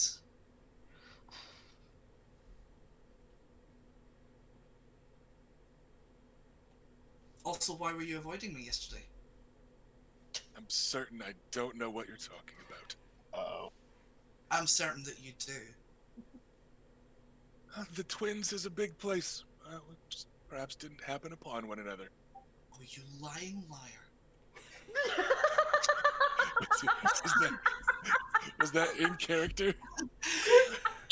No, that sounds like you will be immediately killed by this action. Do you want to continue?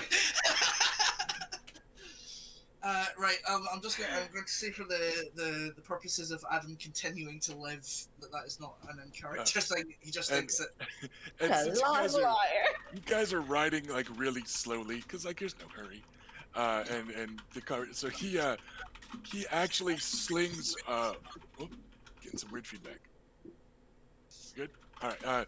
He actually pulls one leg out of the stirrup and slings it like up and over the saddle horn, so that he's like leaning on his knee, just real casually as the horses are barely moving. He goes, "Why, Adam? Was there something you wanted to talk to me about?" Definitely loud enough for everyone to hear it. And he's giving you that smirk. It's a smirk you recognize from betwixt the sheets. Okay. Fucking hell. What is that? This is directly interfering with my ability to think on the spot. I don't blame you. Did you want to borrow my book again? Would you like me to? Also, it is your book. It wasn't just left by a ghost. Sorry, I nearly added a footnote to that I shouldn't have.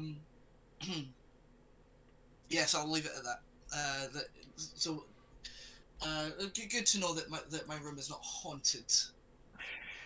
Because when I woke up, there was nobody there. Oh.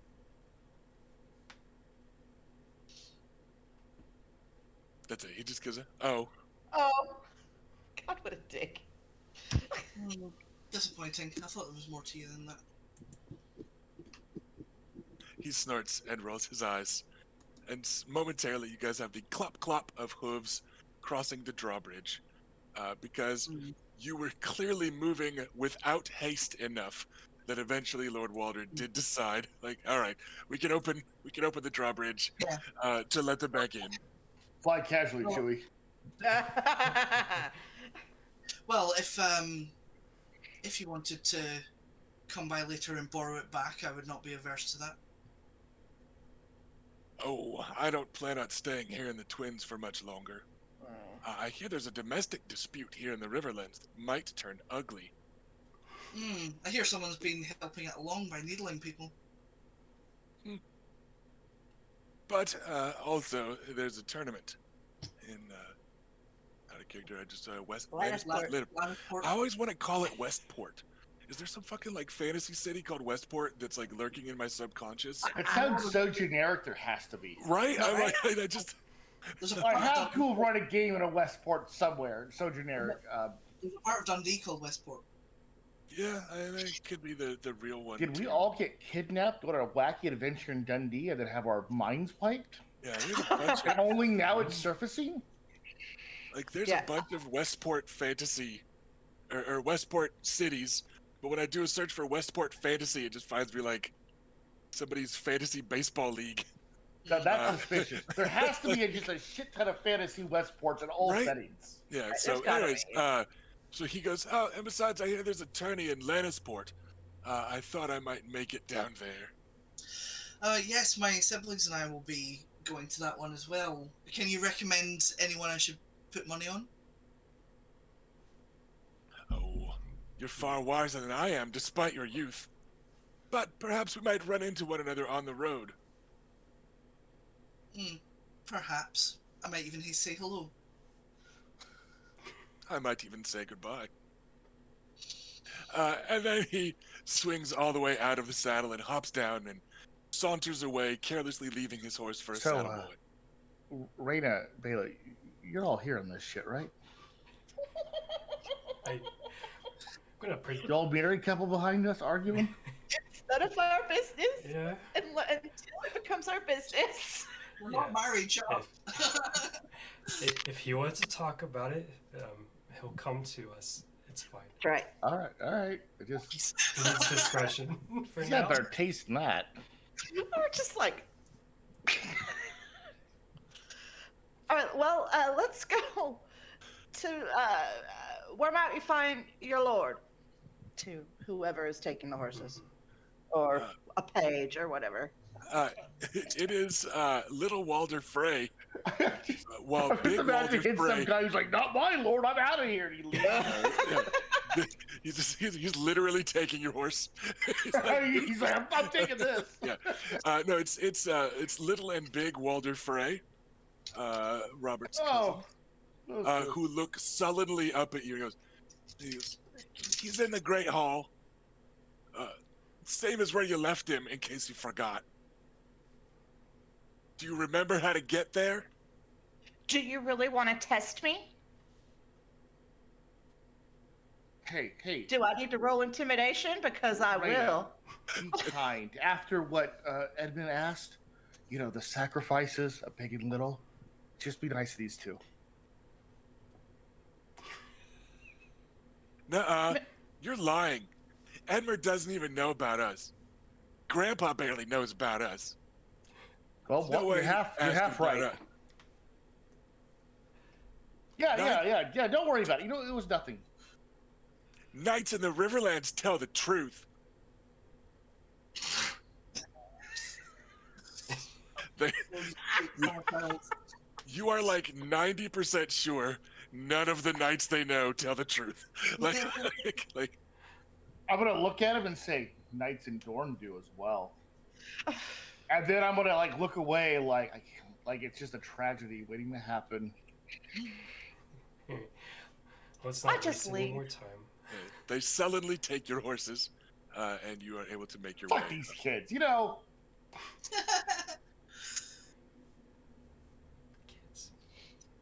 Not in the usual Westerosi way.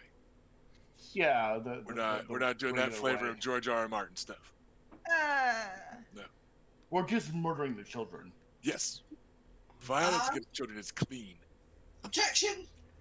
Sir. So you guys are able to make your way up to the Great Hall, and it is still crowded. It is still stuffy. It is still a mess. Walder Frey is. Picturing Orin's boat is now down the river a mile. Get the fuck out of here. He's halfway to Pentos by now. You entered. Walder Frey has a blanket around his shoulders, and the hearth is up, hot and burning, and everyone else is miserable and hot, and he's just smirking and enjoying their discomfort as he, who is old and always chilled, sits under the blanket. And as you enter, there's some murmuring. They kind of stops, and the crowd kind of parts, and it's a straight shot for you guys to go down the middle. And he goes, "Well, what's he want?"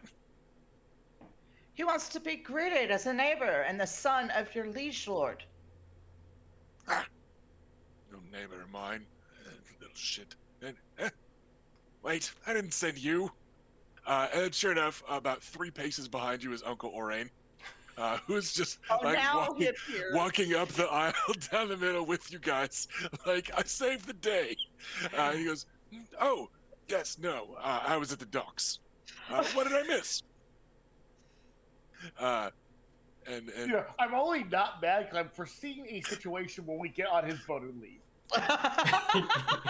Mhm. and Walder just does that scrunched up boomer face of disgust, and then looks to Lucaris. "Well, what did he want? What did he say? How did it go?" He Well. said that as your liege lord's heir, he had come to witness the wedding of your daughter. Didn't get invited. Shouldn't have come. I would recommend a little bit of graciousness, my lord. Well, my lord, that could understandably perceived as a snub. Yes, it was. Lord And Frey. he's at liberty to take umbrage with that.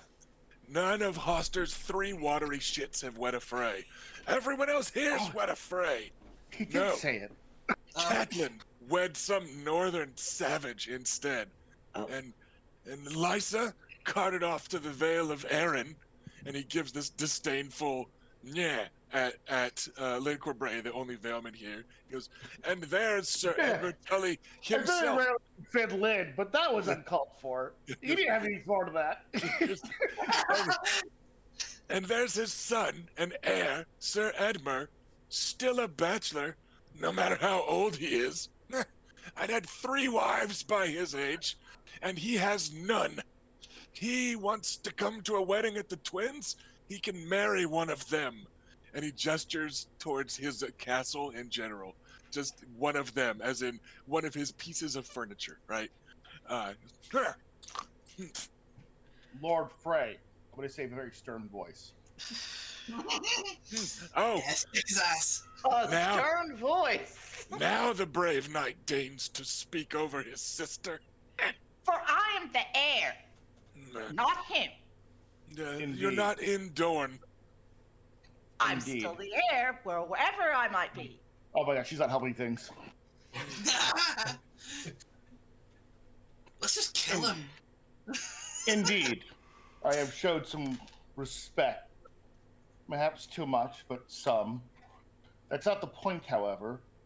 The heir of your lord is outside of a small host and suspects conspiracies afoot. I will look around the group and say, he fears the Brackens and the Blackwoods might be working together. I would say it kind of like I expect people to laugh, like at the ridiculousness. Adam will titter politely. What he wants to do is speak to you, to have you reassure there's no such conspiracies. He imagines you a 6th, 7th, 8th Blackfire rebellion waiting to happen. Though I don't see why, Lord Frey. That said, he barely treat with us. He wants to talk to you. He's also said anybody who's not part of this is free to go. Because this is firmly your problem. Well, and this Tyrion hopping down out of his chair and going, Orain, I believe you said something about the docks. Yeah, fair enough. Indeed, he did. Right, Uncle? And he goes, and then Rena goes, well, you wouldn't take up much space, but I was hoping for someone a bit prettier, Tyrion.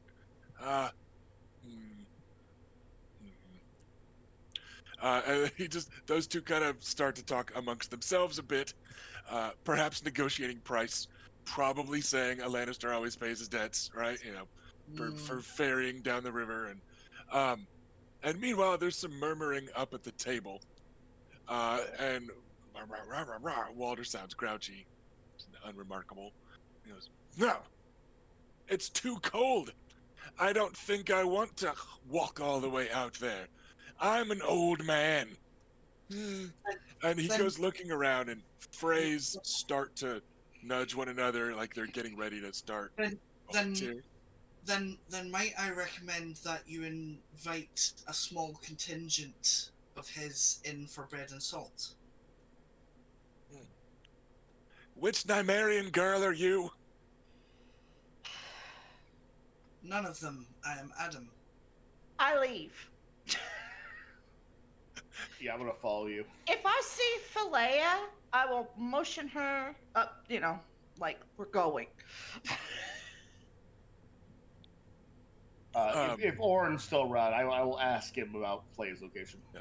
Flay gives The rest of our servants have been in arms, etc. Yeah, she's there, like way back in the back. She gives you a little curtsy. She goes, "The men are assembled and have all their things.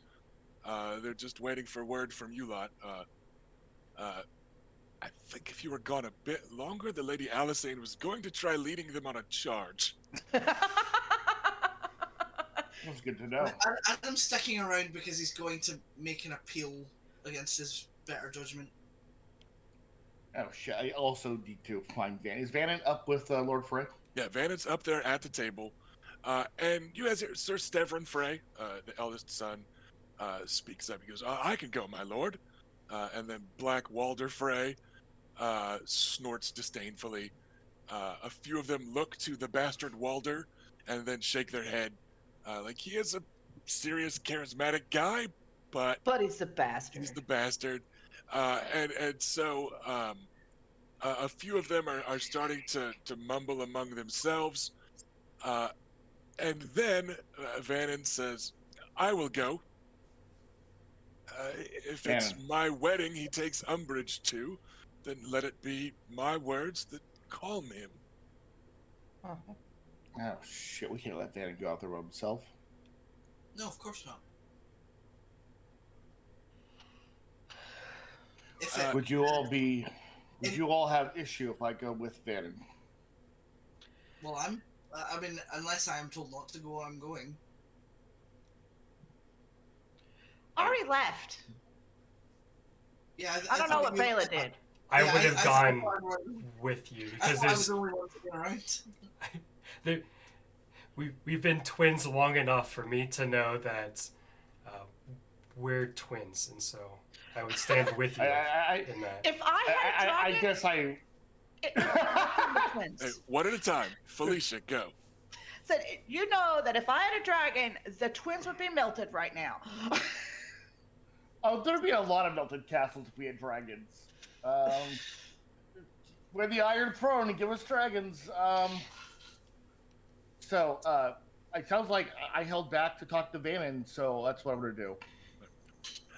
Vannon's suggestion is met by thoughtful silence by the knights and lords. Oh, we lost Felicia.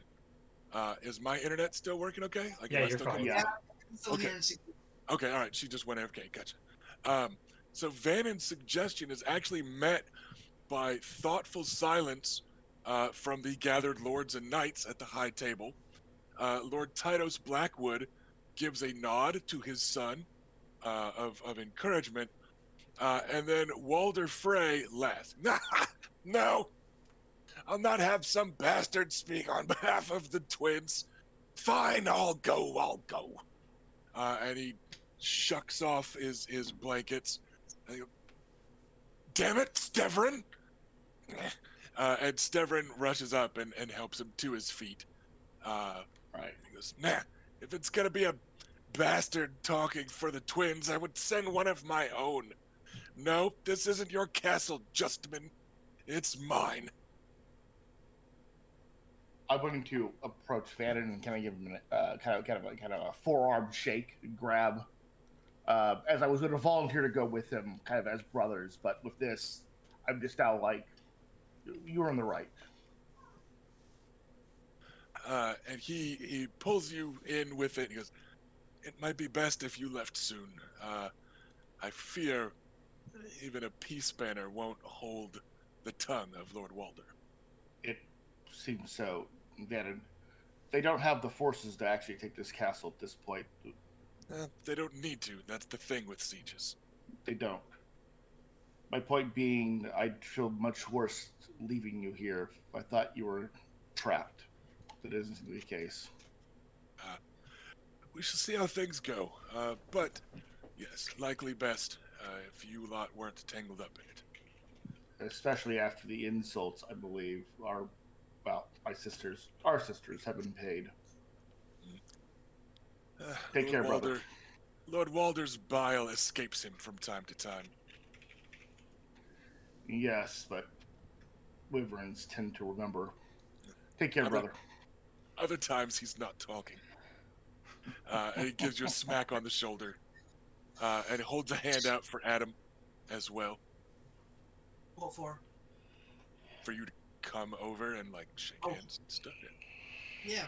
And when you do, he pulls you into another great big old hug. It's a nice reminder that I have two brothers, not just one. Adam's going to be a little startled by the hug, but will not resist it. I'm sorry that you didn't get to stay longer, and that you had to stay where you did.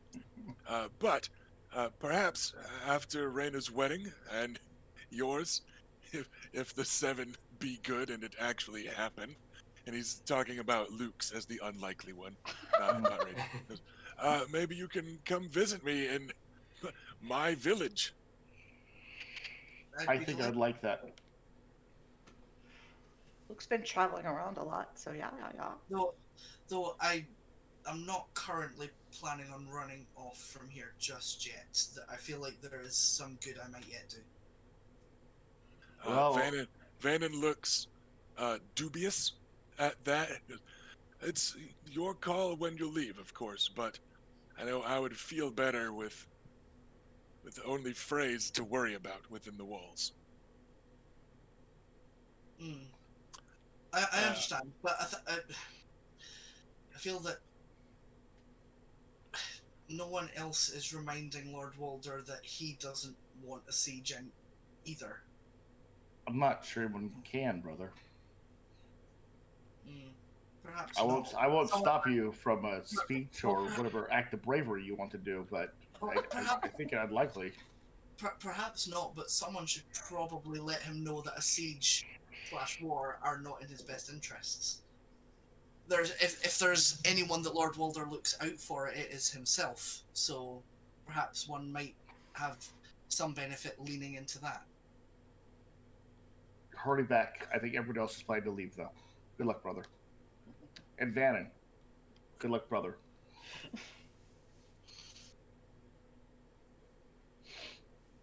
All right. So And with sounds that, like, I'm going to leave the scene.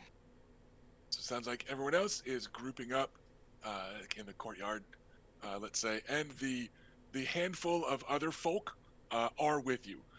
Both of the Braxes and the Strongboar, Tyrion and his aunt Janna. Uncle Orain is nowhere to be seen. Is Lynn with us? Lynn Corbray is posing in the corner of the courtyard, yes. What about I'm going to Joy? approach him. All right, sorry, right. What about whom? Joy. Yes, Joy Hill is with Tyrion and Gemma. And, Gemma. Okay, just want to make sure. I don't want to forget Gemma about or her. Jenna? Anyways, her. You know who I mean. Lynn, as mentioned, we plan to travel to the to Lannisport. Would you like to travel with us? Indeed, there's a tourney there, and my purse is a bit starveling at the moment. Best I go trounce a few Westerlanders. They always bet heavy, the fools. And Sir Edmund is convinced there are just bandits everywhere. It might be dangerous to go alone. Oh, Dangerous don't to worry. go and take this. Don't worry, Luke. I'll protect you. Oh, my hero. Talking to Hey. the wrong guy right now. I'd hate to see your little brother cry. For that I just reason. think Adam has showed up randomly to glare at me. For that reason. Wow. I heard it. Yeah, I see more heard- people, and All right. So where is I'm probably Adam doing going? nothing that the girl has already done. no, Sorry, go ahead. All right. Repeat No, that, Ash. And then where is Adam going? right. I mean, right, this was kind of going to. I wasn't expecting people to leave so quickly, but before Lord Walder's out of sight, I guess Adam's gonna like do a last ditch effort. But my lord, just a moment before you go. Eh? And he stops for a moment, and then he keeps walking. He goes, "I'll not wait for you, boy. Just keep up if you can." Adam will try to keep up. Like I know, I am only the firstborn of a Dornish house. You do not have to. You have absolutely no reason to listen to what I say. But you do not want a siege or a war with the rest of the Riverlands. I know you don't. You clearly want to just do your own thing, and I respect that. So I must just, but I do have some experience of negotiating conflicts. So I must urge you, my lord, to reassure Lord Edmure that, I mean, honestly, if you're plotting against him, I do not care. But say what you need to say to reassure him so that he will go away and leave you in peace. That's all I want to say. Fine, boy. Thank you for sharing your worldly experience with me. Consider me urged. Go on, leave with your sisters. All three of them.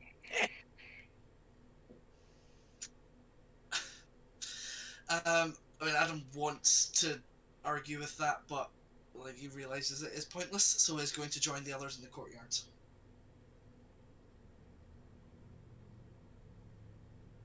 All right.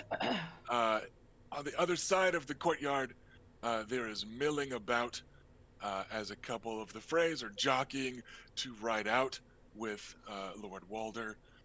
In the end, his eldest, Sir Stevrin, his biggest, Hostine, his grandson, or his son of Crackall blood, and Black Walder Frey uh, end up being the ones that will escort him out.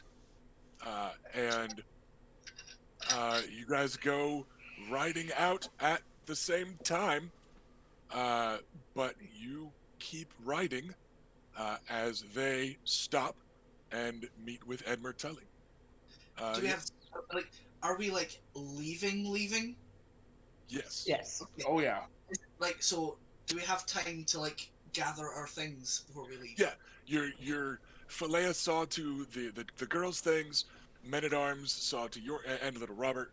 Saw you. Yeah. So everybody had your stuff, and people were together when you guys got back. So that either way things went, they would be Okay. ready. Yeah, everyone's got all your stuff's accounted for. I'm not stealing from anybody with this and pulling a gotcha. Ha ha! Baylor never said she had her spear on her, right? And like Uncle Yeah, no, Orain that's- isn't that's fine. Orain isn't sailing away with Sunfire.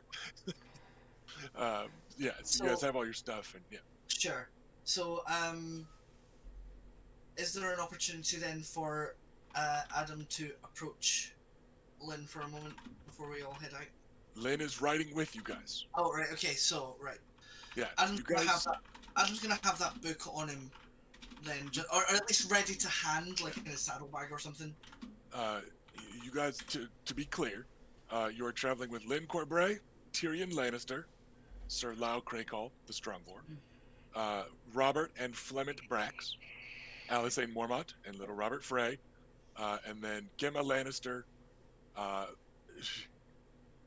She's leaving behind her husband, Emmon Frey. He's not traveling with her. Honey, this is some Frey bullshit. I'm out of here. Um, I'm going to Lannisport. and Joy Hill, along with some, handmaiden archer. So yeah, so you guys have a decent sized group, Okay. along with your men, and also you've got, you are traveling not at riding speed, because you are accompanied by a group of 80 Lannister pikemen. Jesus. Because even Tyrion, Tywin isn't going to send out with nothing. The Lannisters have a reputation to keep up, So you guys are, a force of a little over 100 that is just for drama's sake. Let's say that you split in half, and one of you, like the group splits in half and just goes right down the middle of the Tully camp in a nice, neat, orderly row. Tyrion riding with you guys, Gemma Frey with the others, so that each half has half of the Lannister forces. And it's just like a cool scene of this small army marching away as a foursome of Freys are invited into the tent of Edmure Tully. It is not all wound up and open. He is standing, arms crossed outside the front flaps of his tent. Like the whole mood is different when he is taking Walder Frey as a guest instead of you lot. So who knows how negotiations are going to go behind you? But you are beginning a journey to get heckin' out of here. Happily so. Yeah. Mm-hmm. I imagine we have quite a raven to send to grandfather about this. Yeah, Um, I'm kind of surprised that we're just that we are fucking off, but I totally understand that why we're fucking off. I mean, even if Frey had fallen down on all his knees and begged Ryder for help, probably we may not still get involved. But after what he said, we're gone. I'm out. And it sounds like Grandfather might not want you to be helping. It seems like he's already been moving some stuff around in the Riverlands and didn't count you among those. Curious. So who knows? Yeah, which is surprising. But yeah. Anyway, no, I'm gonna shut up. So, as someone who may be a lord of our Riverlands house at some point. What about the banning part of this? travel commences. It all in all is going to take you lot about 2 weeks back down the King's Road to get to the Trident, back down there to that and the inn at the crossroads. No one is troubled or bolstered by any lucid dreams this time. Maybe you're just traveling with too many other people. Maybe the moment passed. Maybe you're just misremembering how it felt that last time when you rode down here. But yeah, it's a good 2 weeks backtracking down the King's Road to get to the Trident. But then, instead of following the King's Road south, back down to King's Landing and stuff, instead, you guys hang a right, basically at Lord Haraway's town, and you travel the River Road, which kind of follows the Red Fork of the Trident, and you are heading in the general direction of River Run. So you make it. You stay at the Inn of the Kneeling Man along the way, about a week in, and then about another week in, you are able to stay at the small village outside of River Run. Any attempt to enter River Run is refused. Lord Hoster, they say, is concerned with security as Edmer is away at the moment, and just isn't letting even his own people into River Run to petition their lord. So you're able to stay in the village near River Run. Mm-hmm. And then it's about another 2 weeks southwest along the River Road, making your way to Golden Tooth. Gold Tooth. No, it is Golden Tooth. Damn it, I had it right in my notes. Which is the seat of House Leffert. Yes, Ash. Sorry, I may be asking this prematurely. What's been the vibe these weeks that we're traveling? Everybody seems pretty okay NPC wise. Like nobody seems to be terribly worried about the troubles left behind in the Riverlands, or maybe just don't particularly care very much about the husbands that got left behind at the Twins. Lynn Corbray is chatting up the tournament itself a bit with the Brax brothers and the Strong Boar. Is he avoiding Adam or what? He certainly isn't seeking you out. It's just kind of hard to conceptualize like a couple of weeks of traveling without because Adam he doesn't hold stuff in very long, so he normally says something, but I'm prepared to hand wave that, I guess. Yeah, actually, we might go out of our way. I know that Raina will go out of her way after she gets over her piss offness to distract him and involve him in stuff on the road. How far back are we wanting to rewind before Adam would be confronting Lynn about something? I'm okay with just not saying anything if that's how it's supposed to go. No, it's not that it's supposed to go either way. It's that Lynn isn't pressing the issue or looking for your company with this large a group. He's not making stealth rolls. That's okay. That's all right. It can. Yeah, I guess what I'm conscious of out of character is that the intention is for Lannisport to go by quickly as well, and I'm kind of concerned about leaving stuff unresolved. If you want to talk to Lynn, How far back do we want to rewind the travel montage for the conversation?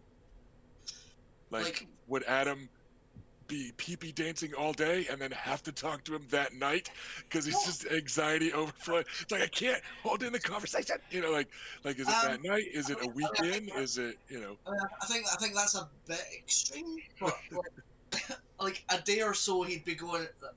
It was more that like the reason that I was saying about the book is that like he was going to go like and go like, do you want this back, kind of thing.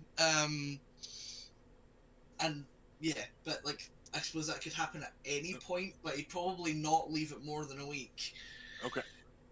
So sometime making your way down the King's Road, let's say Lynn Corbray is mildly off by himself for a moment, seeing to his horse, as he hasn't got a squire. So it's relative privacy unless horses are raised Yeah, I at mean the that's end also. of the campsite. I mean that's also notable in itself, but it's fine. That can be conversationally dealt with. I notice you haven't brought Michael. No, left Did him you to see him? serve. Left him to serve my lord brother for a time. He's in a bit of a trouble with his father for some drama back home. Meh. Perhaps insulted too many young ladies. Perhaps. Like so. Yeah, like.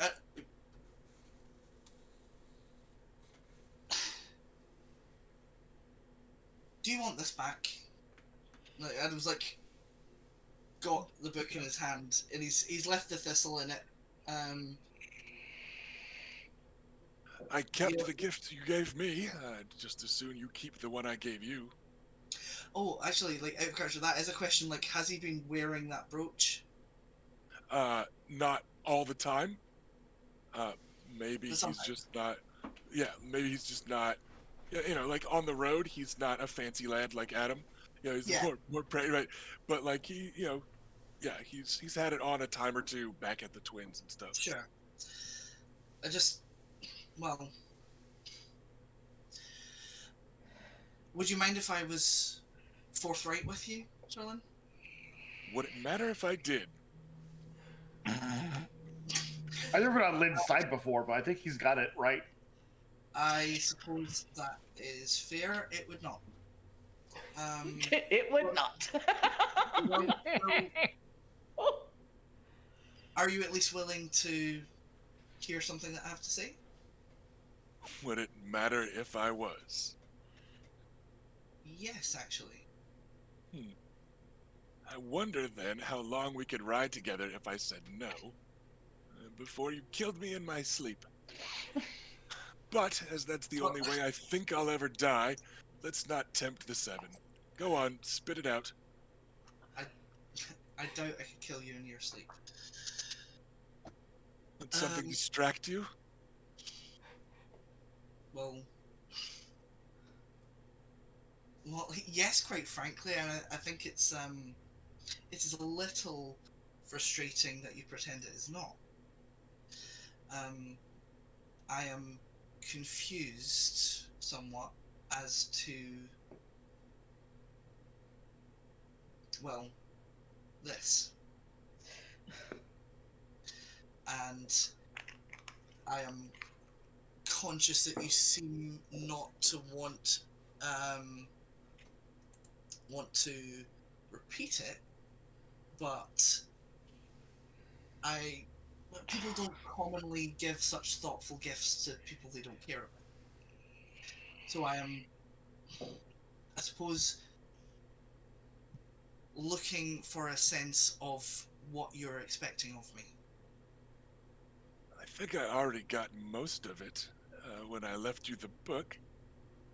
But, and he just says that with a wry smile, I don't think I'm expecting very much of you at all, Adam.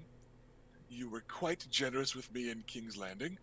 I was, as you may recall, steered away from attending your name day tourney, so I gave you a name day gift a bit late. Any other gifts that you and I may have exchanged at the same time came with no obligations as far as I'm concerned. I see. And we need not risk repetition among the eyes of nearly 100 Lannister pikemen, the dwarf who cannot hold his tongue to save his life, and your siblings who don't necessarily always have private chambers on the road. I understand that. My siblings are more permissive with me than you think, but I very much take your point about everyone else. Just, oh, sorry, like, out of character, I like kind of lost the thread of where I was going. What is it that you are seeking from me, Adam? Well,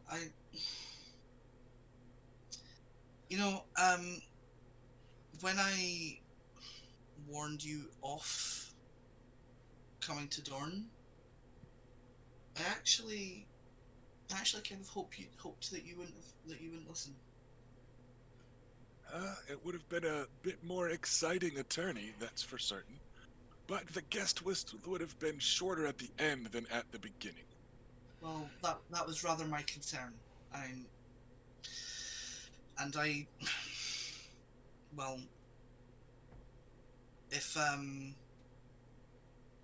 wouldn't have warned you off if I didn't care, somewhat, a little bit.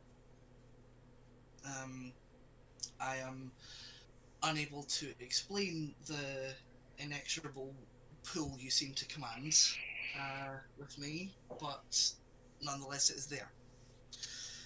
So if that is of absolutely no interest to you, I would rather know ahead of time, so that I do not embarrass myself and waste both of our time and energy. So He rolls if you his want eyes. me to, if you Adam, want me, Adam, if you want me, Adam, yes, did you summon me to your chambers when I gave you your name day gift? I did not. Well then, perhaps I'm at least a little bit interested in exchanging more gifts. But if we were to attempt to do so on the road with 100 sets of eyes on us, there is no way this does not end with me having to kill at least 2 of your siblings for besmirching the family honor by fucking you like a Dornish goat where too many people can see and hear it. Oh, That is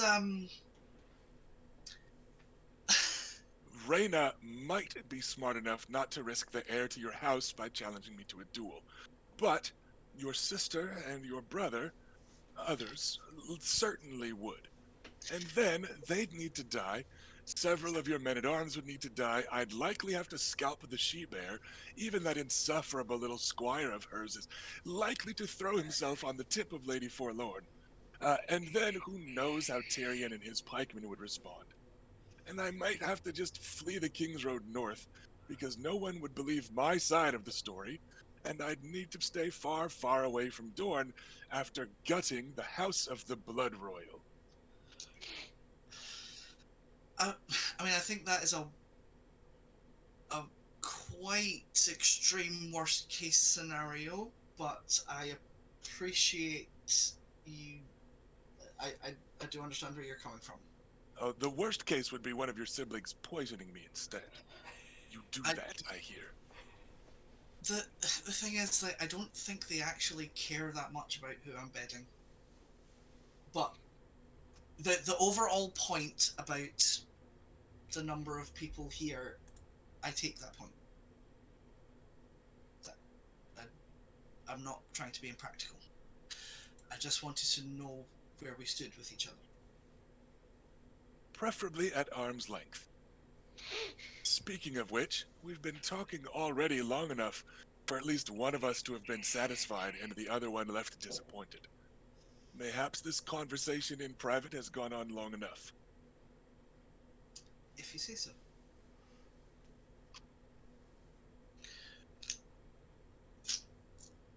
Adam will quietly extract himself.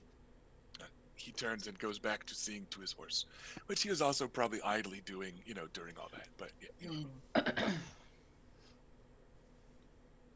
so he is not making stealth rolls or pretending to fail perception rolls to avoid you, but he is also not spending much time alone with the youngest unbetrothed scion of House Nymaryen.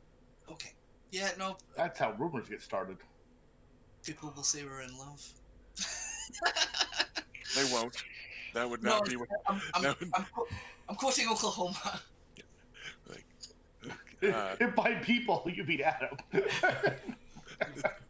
Adam starts spreading rumors. I've heard we're in love. Adam's a very intense person.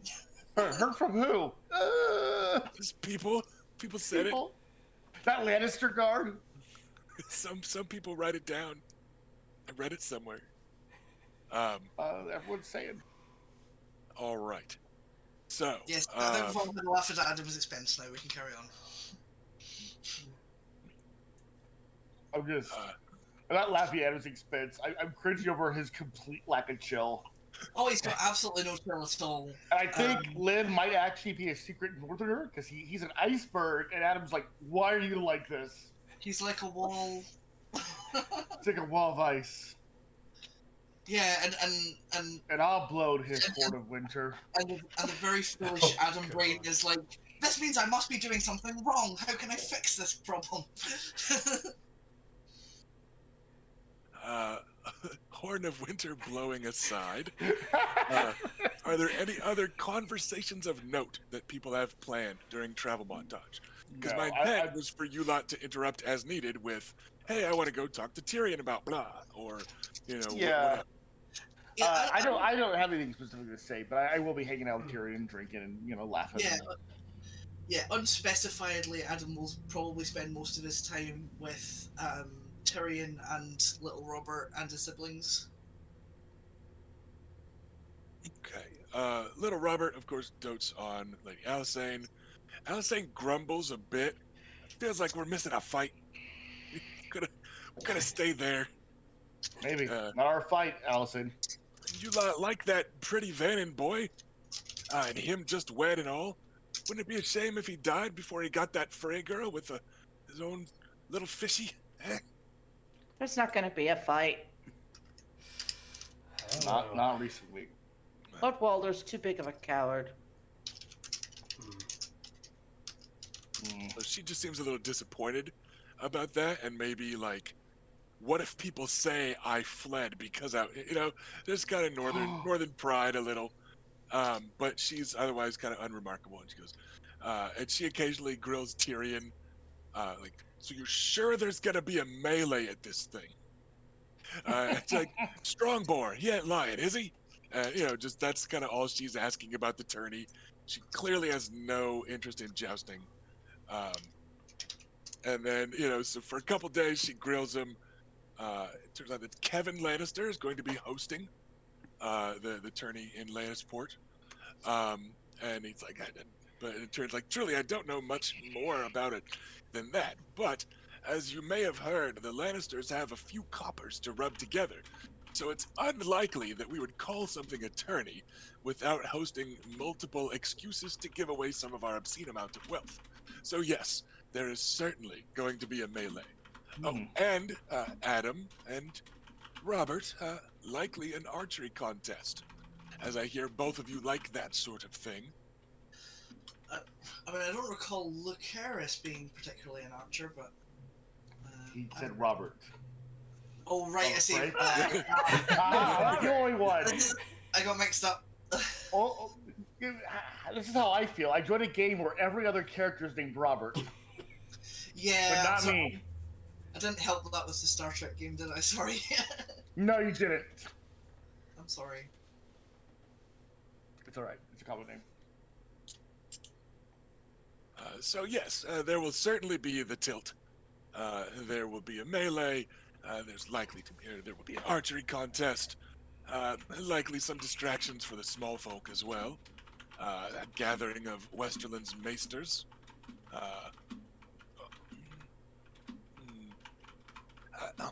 truth be told, mostly at these sorts of festivals I pay attention to the whores. I'm sorry if I'm missing some event, but I've never been asked to participate in good faith. And I didn't want to outshine Jamie by taking his thing away from him. Awful gracious of you. You're so thoughtful. I am. You are not the first Dornish woman to tell me so.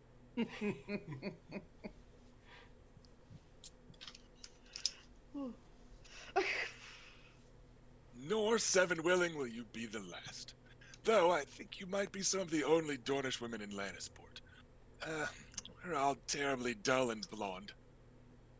Well, hopefully between them and Philea, our reputations won't be too soiled. Well, And then I say that with a side eye like towards Philea. Half sarcastic, but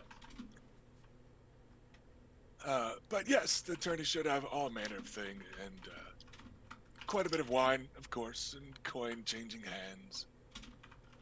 Other, I do want. Sorry, go yeah, just other distractions aplenty. on. Lady Mormont, I do say that if the events we left turn into a real fight, there'll be plenty of time to pick sides. Oh, well, I mean, figured we'd fight on half of that Vannon fella, even if he's in bed with the phrase. I don't. Yeah. Yeah. What? Yeah. I don't know how to reply to that properly. I'm just thinking about it, going like, I don't know if we would. Plus, it's little Robert's kin. It's not like we could go asking him to fight against them. I mean, a few of them. But best not most of them.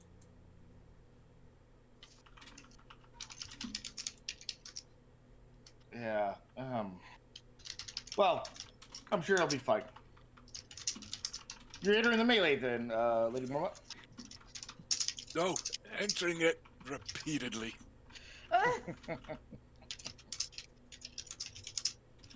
I plan to fuck the melee quite hard. Should be lots of proper folk in proper armor for a change of pace. Not as quite as hot as Dorne. That still could be a bit cooler, but well, I think I might try and participate in melee as well. Yeah, I'm really looking forward to some more tourney action. Can't get enough, it seems.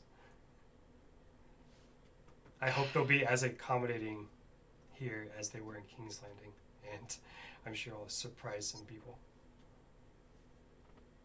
oh, I'm not sure they'll be very surprised.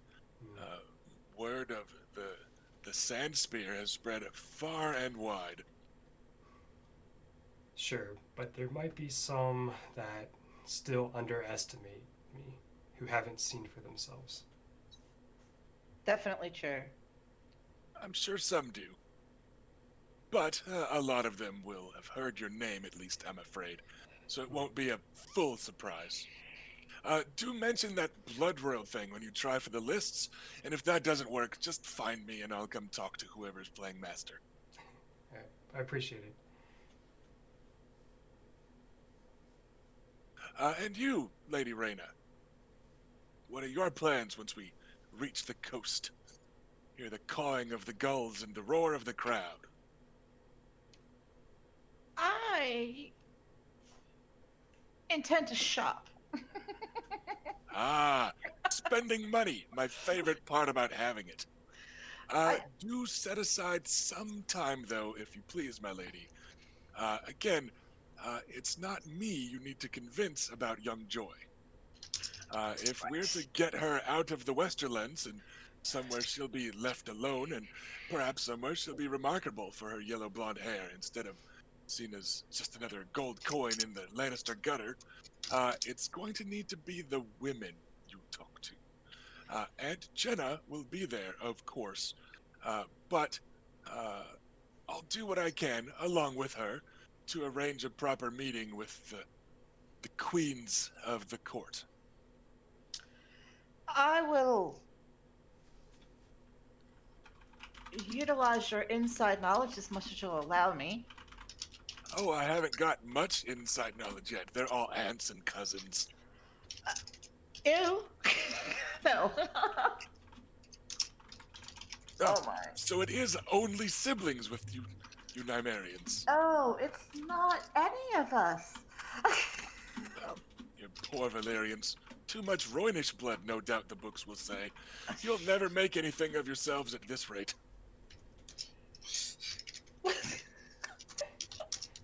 I think we're doing quite well.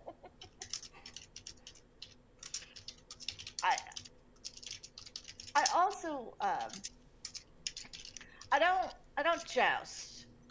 It's not really something I do. That is Yes. my- Giving Bela her chance to shine. It's generous of you. And he Bela does the doesn't same- need my generosity does- to shine. He does the same joke as with Jamie. Yes, Jamie already chose that as a hobby by the time I came along, and Right. I wanted to leave him with something going for him. Right. Just something to some upside. Well, the seven were cruel to him, but quite otherwise.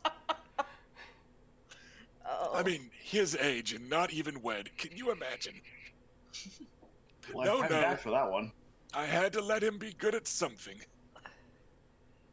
He's a Kingsguard. There, see? I'm So- good at jousting, and he's made something of himself because of it. Ah, the burden of the great. So, no jousting, only shopping. And the melee. Oh. The lady doesn't like to ride, but she does like to fight. I seem to recall hearing something about poisoning men at this sort of thing. Tell Not me, poisoning. is there anyone I should pointedly bet against? Or are we just going to see what you find when you get there, like with the shopping? Tyrion, I would just suggest that you bet against anyone riding opposite of Bela. Oh, I was planning on that already. Either I win and get more money, or I lose scandalously by betting on a Dornish whore, and I get a lovely lecture from father. So win-win. Indeed. Adam, is Oris coming? Do you know? Not to the best of my knowledge. Though I doubt he would let me know specifically if he was. Well, if he No, we has, just need to lose his strong boar. We might have a chance. Maybe. yes. If he doesn't hear, it does open up the possibilities quite a bit. Adam's having a moment of, oh, like I was enjoying not having thought about Oris for like a week. Thanks. My heart It's a was hurt journey. for a while. Forrest, that's what- that's That's what you're the doing. the Sorry. the great Aurochs you were seen with in King's Landing, eh? Correct, yes. Hmm. Well, it might be that he heard the mountain's likely to be here. Though I suppose the presence of the Hound didn't dissuade him from King's Landing. Though he wasn't a knight yet then, was he? No, No. only beat up Sky. As, as, I as I understand it, he is somewhere in southern Dorne with Willy Will. Well, there's certainly no way the mountain that rides would miss the chance to pummel folk in front of Lannisters. So he's certain to be at Lannisport. Sir see. Lyle says he's looking forward to it. I think perhaps his family isn't, but who knows? You think he's being optimistic? Think anyone fighting the mountain that rides one-on-one is being optimistic. Or 5 to 6 or 7. Honestly, it's just best not to fight that sort. I have yet to see him in person. Oh, Is it once exaggerated or is it? once you do, you'll know. He's hard to miss, that one. Like Corbray is to me, he is to Corbray. Has the mountain spent any time in King's Landing when I was there? No. Okay, The so I've only mountain heard is stories. generally kept to the Westerlands. What is- Which is out of character, which is part of why the Hound took the job, was to literally be on the opposite side of the continent. So yeah, he doesn't head that way real often. But go ahead, What- Erica. Would I know what Tyrion means by him comparing himself with Corbray? Just in terms of size, Oh, okay. because Corbray he's not like a strong boar. But he's built like a knight. But Yeah. so Tyrion just meant it in terms of like he's like Height. me to Corbray, Corbray to the mount. He Okay, was just the hands sorry. gestures make it. Yeah, that. Okay. Yeah. I thought maybe there was like some history there that either No, I no. didn't know about or I was about to ask about. Maybe. Yeah, sorry, it was just meant in Yeah, he's like basically like 2 or Size. 3 times the size of like a normal human. He's enormous. Like, yeah, like probably like bigger than Oris, and Oris is already pretty big. But still, the mountain doesn't win every joust he goes to. Though I believe he may have won literally every melee. Oh, no, he was disqualified in one, I recall. Biting. Oh. But, Biting. Joy. yes, someone made the mistake of hitting him well enough to take his helmet off. Okay. I see. You're a true salesperson for your tournament. Oh, no, it's Tyrion. Uncle Kevin's. I leave that to him. And the mountain is my father's man, not mine. He's kept on a short enough leash that I can speak freely of him. Others had likely best not. Correct. Wow. Okay, understood. From one tense situation to another, it seems. Just avoid him. You can see him from forever away if he's as large as Tyrion says. His brother's large, and he's the small one, if I'm not mistaken. Quite so. I haven't seen the Hound very often, but he almost looks human compared to Gregor. I do remember watching him at King's Landing, and he was formidable. Mhm. We did see the Hound there. Yeah, we did. He was in the trial by 7. Yep. And eventually went, fuck this, I'm not dying for this. Yeah. We'll see how it all shakes out. Totally fair enough. Mhm. Let's Right? hope his brother doesn't wish to get revenge for the honor of his younger brother. I, Luke, you are funny. Are they not close? They're as far away as they can get without Sandor sailing to Essos, which I don't think he would mind terribly. In fact, I believe I've drunkenly encouraged him to do so a time or two. Joffrey doesn't deserve so good a hired sword. Though he Oh, we might can have agree been. on that. Apologies. I mean, of course, the Crown Prince has no need for so fine a hired sword, as he has my brother and the rest of the King's Guard looking after him. Understood, my lord. And you hear Gemma gives a little chuckle and a shake of her head a little bit away. Oh, God, I hate that boy. right? I know you're not supposed to hate children, but I think he might be the most attractive boy anywhere near Adam's age that Adam has the lowest opinion of. pretty much. Like yeah. he's like, it's like nope. It's like Joffrey, then Joffrey's like definitely the lowest, then probably Michael Redfort, Yep. and then one of the Kettle Blacks, and Yeah, I don't think anybody has shipped ad-free just yet, or yeah, or let's or not Joff say we didn't. or Joffed him. Just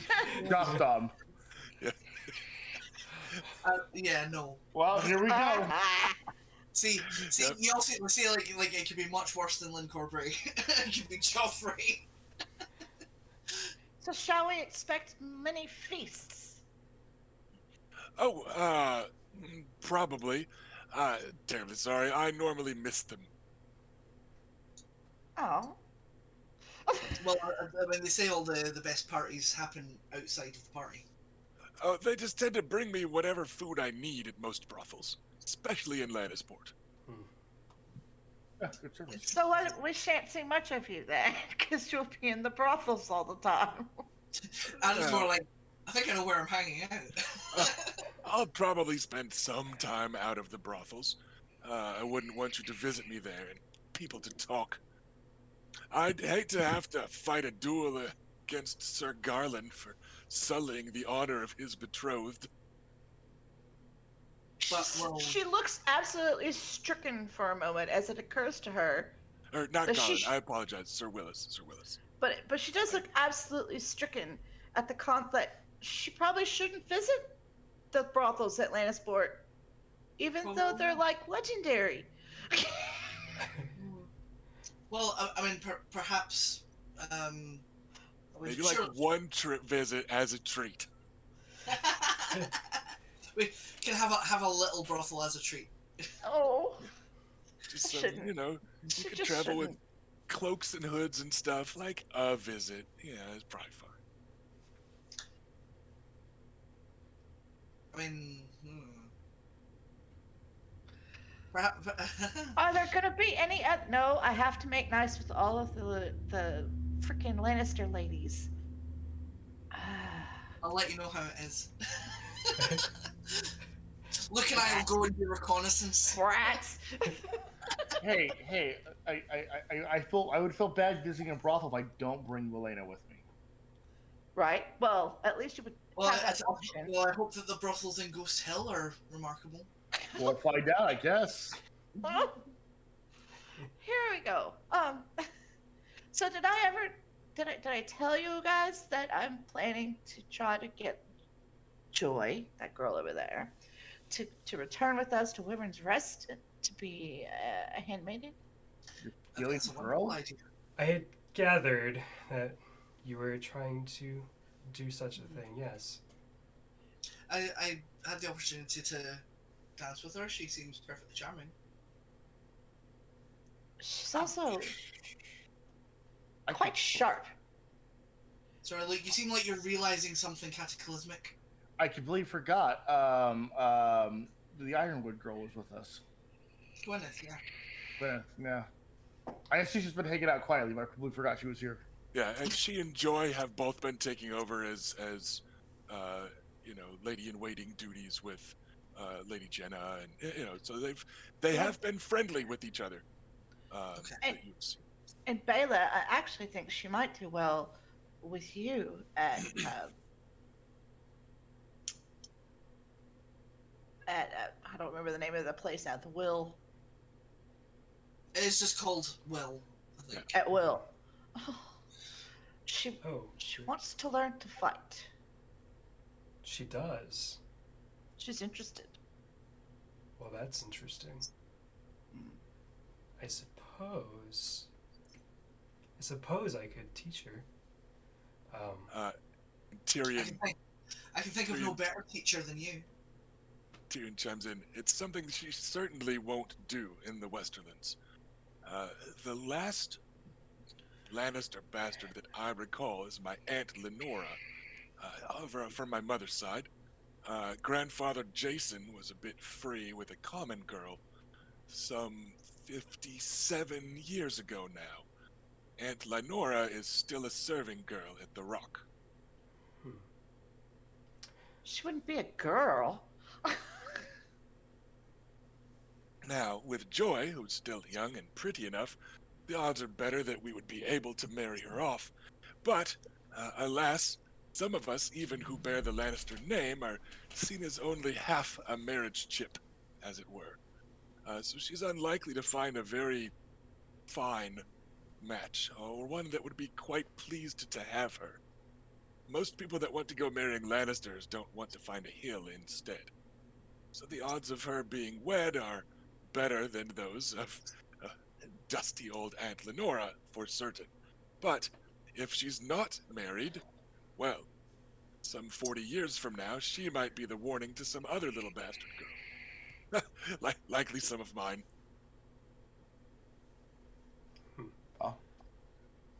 She will have more options than Dorn. Have you some bastards running about, Tyrion? Oh, heavens no. But I don't imagine the Seven being that good for 40 more years. I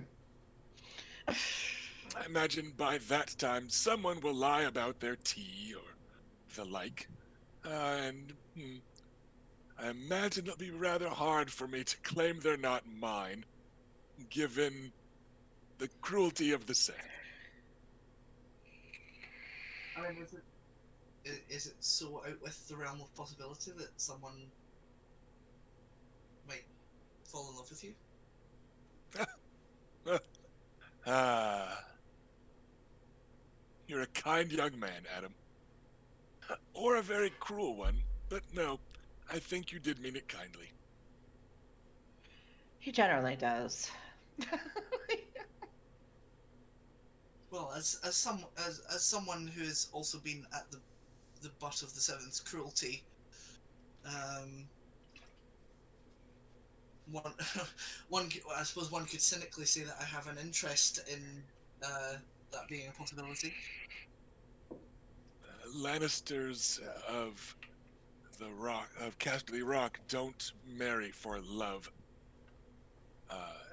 Marry to make heirs, and don't think my father has many plans for me to take on that mantle for quite some time, if ever.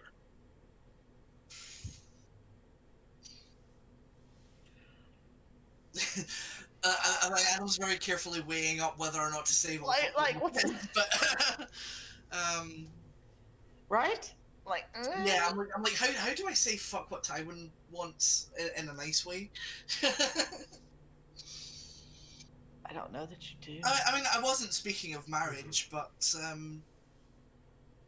I will bow to your greater judgment, Lord Tyrion. Ah, very kind of you. It almost brings you down to my level. Oh, Lord Tyrion, I cannot promise you I would marry you, but if you ever want wine or in any area where I am nearby, come by. Oh, how his heart must break to know that he cannot marry you. I haven't been to Dorne. Perhaps I should visit.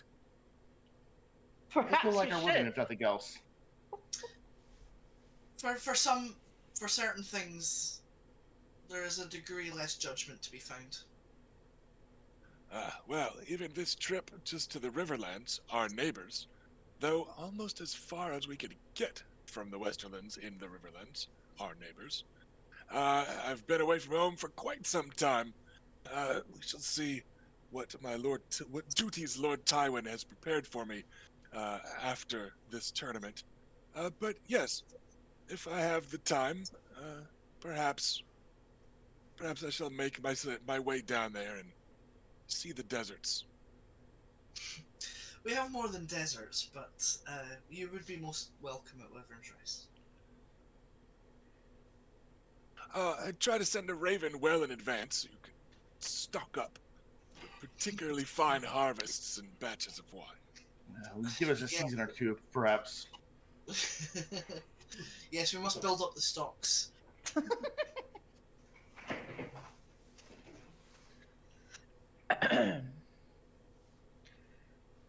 I already invited him down, so I told him he was always welcome. Yeah. Before. Just reinforcing that. Good. Also, I don't think Adam was present for that, so Yeah. When we get to Lettuce Port, we'll need to check to see if there's any word from the twins.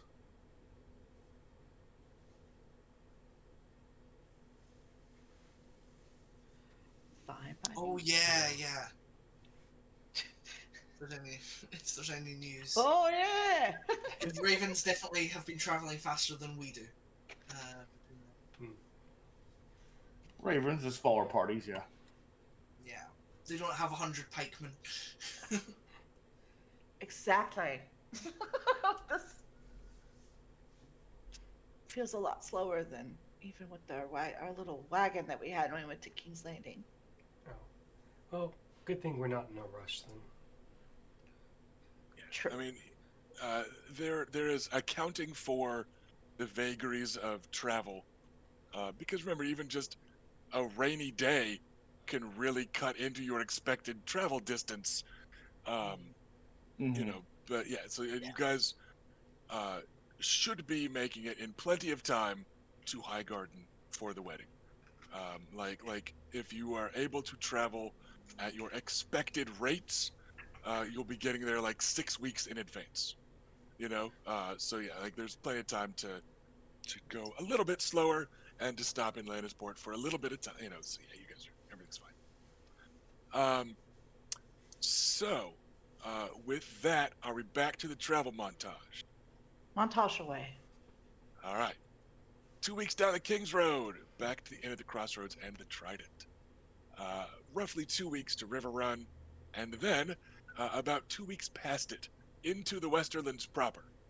And here you're following the Tumblestone, and then you veer sharper south, and you are put up and feasted for 3 days in Golden Tooth, the seat of House Leffert. They are distant cousins of the Lannisters, renowned for their wealth, and they insist on showing it off. And also, while you are there, you're also partially waiting for the Brax contingent. The two Brax brothers that are with you are joined there, meeting up at Golden Tooth with the Lord Andros Brax and his heir, who you guys haven't met yet, Sir Titus Brax, who came from Hornvale up to Golden Tooth. And then they're going to ride with you guys along the River Road, making your way down. I appreciate the simplicity of their name. Brax, yeah.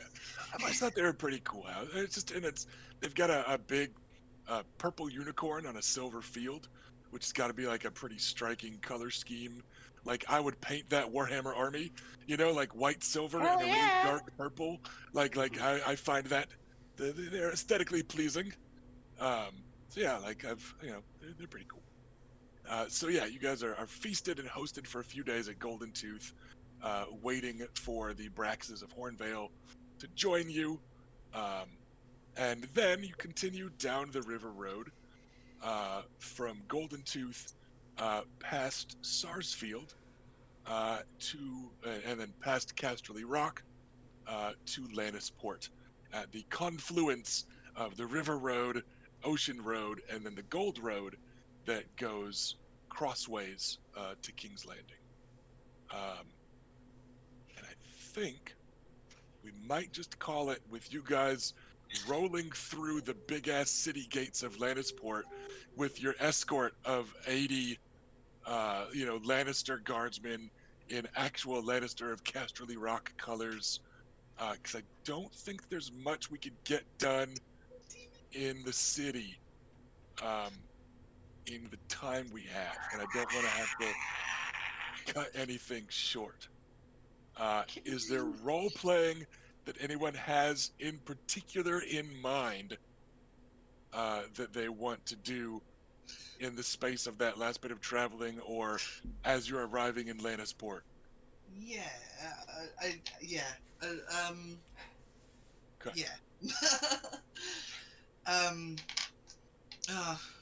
Damn it. 20 minutes, fuck.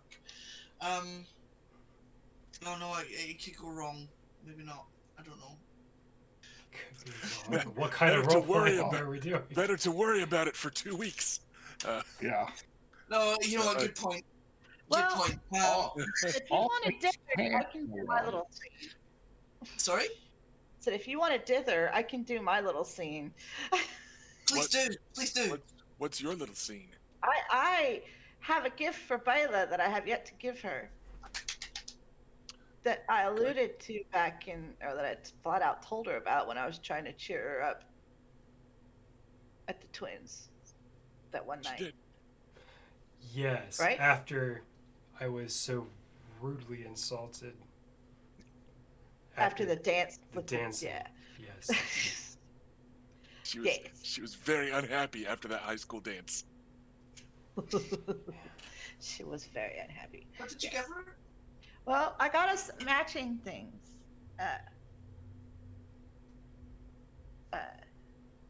These are like ear wraps, Listen. Oh, right? beautiful. And then we each will have one. Um, That's very nice. uh, What a lovely gift. because Raina misses her. Because she's not at home all the time with her anymore. You know, they're not always together anymore. And it used to be just you two, and your tutors and mentors, and yeah, now your tiny little young baby sister has flown the coop. Oh, She's so helpless. What'll she ever do? give me a second. Oh, that's to- really sweet. That's lovely. And that's basically what it is. You know, we don't get to see each other as much as we used to. We don't get to spend every minute together because she's in Will and she's married. And oh, yeah, there it is. Yeah, there we go. Yeah, Thank you. I should probably find a dress while we're here. That's a Well- little more to this climate and region. It's Lannisport. Tyrion will go. I don't think I'll be much help with that. I'm more schooled in the arts of removal than appreciation. But perhaps my aunt would be so kind. And Aunt Jenna does give you to a rather matronly smile. She goes, it has been ages since I shopped for anyone young and pretty. Yes, we'll have a day of it. Bring the Ironwood girl, of course, and I'll bring Joy. Yes, let's. Yeah. That would be lovely. Thank you for this lovely gift, Tyrion. Please, what coin shall we spend on it? And he sighs. He goes, I suppose it is rather my fault for volunteering you, isn't it? He goes, it quite is. And then they will dither about it later and figure out how to. Lannisters largely just kind of take what they want in Lannisport and like whatever. Talk to us about it someday. We'll pay that debt, but y'all know where to find us. So Send it to invoice. So yeah, those two banter a bit about that. And yeah, Joy and Gwyneth are both like, yay, and they do little claps. And then Joy's like, can I get armor? She immediately 180s from the usual happiness about getting a pretty dress. While we're getting dresses, let's grab armor. Armor takes quite a bit longer to get than a bespoke dress. But I mean, we can absolutely visit the armorer and see what suits you. And at that, Gwyneth looks a little bit jealous, and Joy looks beaming and happy. But yeah, overall, the mood is light. And they seem to be in a good mood. Excellent. Um, Now Adam's up. yeah. Yeah, I was like, when we stopped at Golden Tooth, I thought of a thing, but I feel like that might be skipping too far back, so I can rearrange somewhat Okay. for the road to Lannisport of approaching Tyrion. Okay. In as private and as informal setting as possible. What I'm picturing is everyone is newly arrived to the city, but Tyrion has promised to find you places to stay. But Tyrion hasn't found himself a place to stay yet. It's just he needs to decide on some place and tell them, these are my guests, right? But he just hasn't done it yet. And you did arrive with a group of, your own, 20 dudes, so I'm picturing just everybody kind of milling around, right? You've made it to town for the con, but you haven't settled in. Sure. So that's why I figured this is a good stopping point for any last minute role plays, because everyone's kind of here. Sure. Okay, there's one thing that right before that then is trying to ultra casual ask Sir Lin where he plans on staying. Sir Lin will give a shrug. I suppose it's up to whether Lord Tyrion decides to find me a place to stay or not. I Well, might not be pretty and young enough. I could put in a good word for you if you like. Hmm. Uh, And then he makes a big point of giving a careless shrug. And with the understanding that you owe me nothing for it, I'm just offering as a. Would have been more fun if I did, I think. Depending upon the rooms. I see. Well, I'm sure we can arrange something that doesn't have 100 odd people around it, if that's your concern. I think I made it rather clear that it was, yes. I mean, Adam's giving him a kind of playful look at that, but that's fine. Well, I'll let you know if anything comes up, and we'll quite kind of breezily trot off to talk to Tyrion. Alrighty. But he is actually going to ask Tyrion for some advice. And here's, Tyrion and Jenna wrap up, and Jenna flounces off somewhere to find her, to demand a place to stay, with Joy in tow. And then Tyrion is like, right, time to walk the city and find a place Dornishman would like. Oh, Adam, you should like to come with me. You and I at least wouldn't slow each other down. I would be delighted to join you, Lord Tyrion, and see this fine city that you know far better than I. Only the worst parts of it, I'm afraid. This will be largely new ground for me. Well, there are. I'm not averse to the sort of unseemly places you're talking about necessarily. My brother neither, as far as I'm aware. Yes, but I think if I was to put your sisters up in such a place for a week, I might start a war. Quite. That is quite understandable. But yes, we could find. I'm sure we'll find somewhere suitable. We're not so highly strung that we can't make some concessions. Though I wanted to inquire if we could also look out for somewhere suitable adjacent for Sir Lin. He has been a boon to our family in the past, and I would like to see that he is adequately housed. Fought in that trial by 7, didn't he? Yes, indeed, against the Hounds. And for all his prickliness, I consider him a friend. He gives you. Yes. Strongborn, the Braxes conceded themselves and may have already done so. But I suppose I could tell someone Lynn Corbray helped keep me safe through all the nastiness in the Riverlands. It shouldn't be a problem finding a spot for him. Yes, it doesn't hurt to have someone as formidable as him nearby. And he, as far as I'm aware, doesn't cause the kind of trouble we would need to worry about. Who are you talking about again? As far as I'm aware, he might. But I meant in terms of hassling young ladies.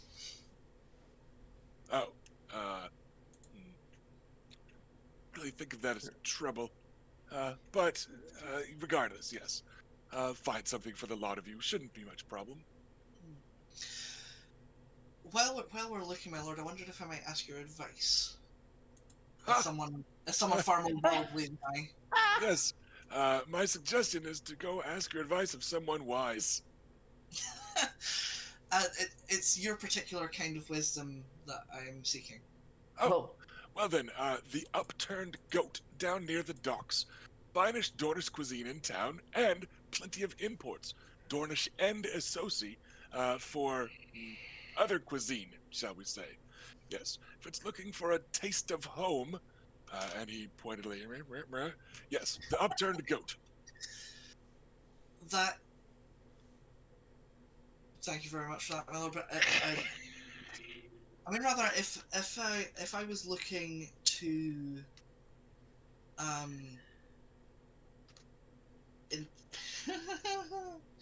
if I was looking to give a surprising and enticing and very pleasurable gift to someone who was not expecting it, how would you go about doing that? I usually just tip a lot. If it, if if this was a situation where that might be considered somewhat crass. Well, if it's How- romance how- with how- not how a would- whore you're asking me about, I'm afraid, young Adam, you are barking down at entirely the wrong tree. Why not ask your sisters? They are recently betrothed and wed, and even Luke found some woman, I hear. I mean, without revealing too much, I cannot really say why that is not an ideal situation, but I take your point. Thank you for your candor anyway. It's one thing I can always be counted upon, not being counted upon. This task, though, I don't want to bollocks. Speaking of the docks, perhaps somewhere near there, for lodging for you lot. A seaward breeze should feel like home, or near home. I know your holdings touch the Sea of Dorne, at least. Afraid I'm not sure precisely where Riverlands West is in regards to the coast. But for those unaccustomed to cities, I know the stink can sometimes be a problem. Well, that seems ideal. Right then, to the docks. And it's, heads in that direction.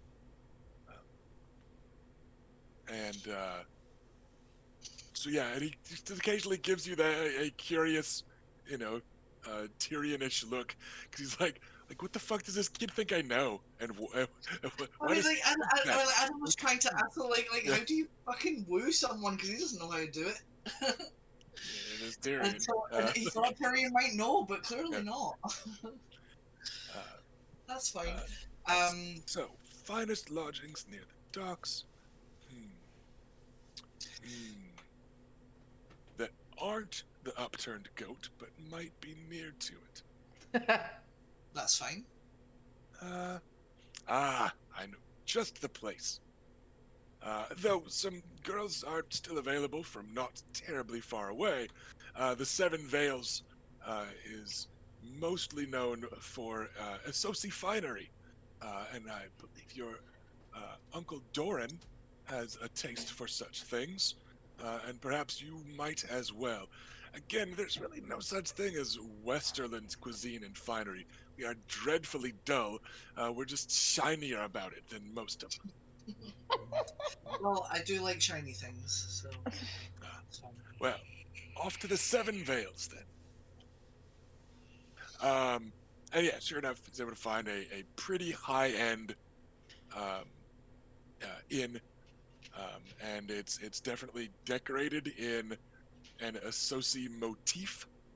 Not sure how authentically Associ. I guess nothing that's jumping out at you as someone that has not gone there. But you think they might be playing it up a little bit.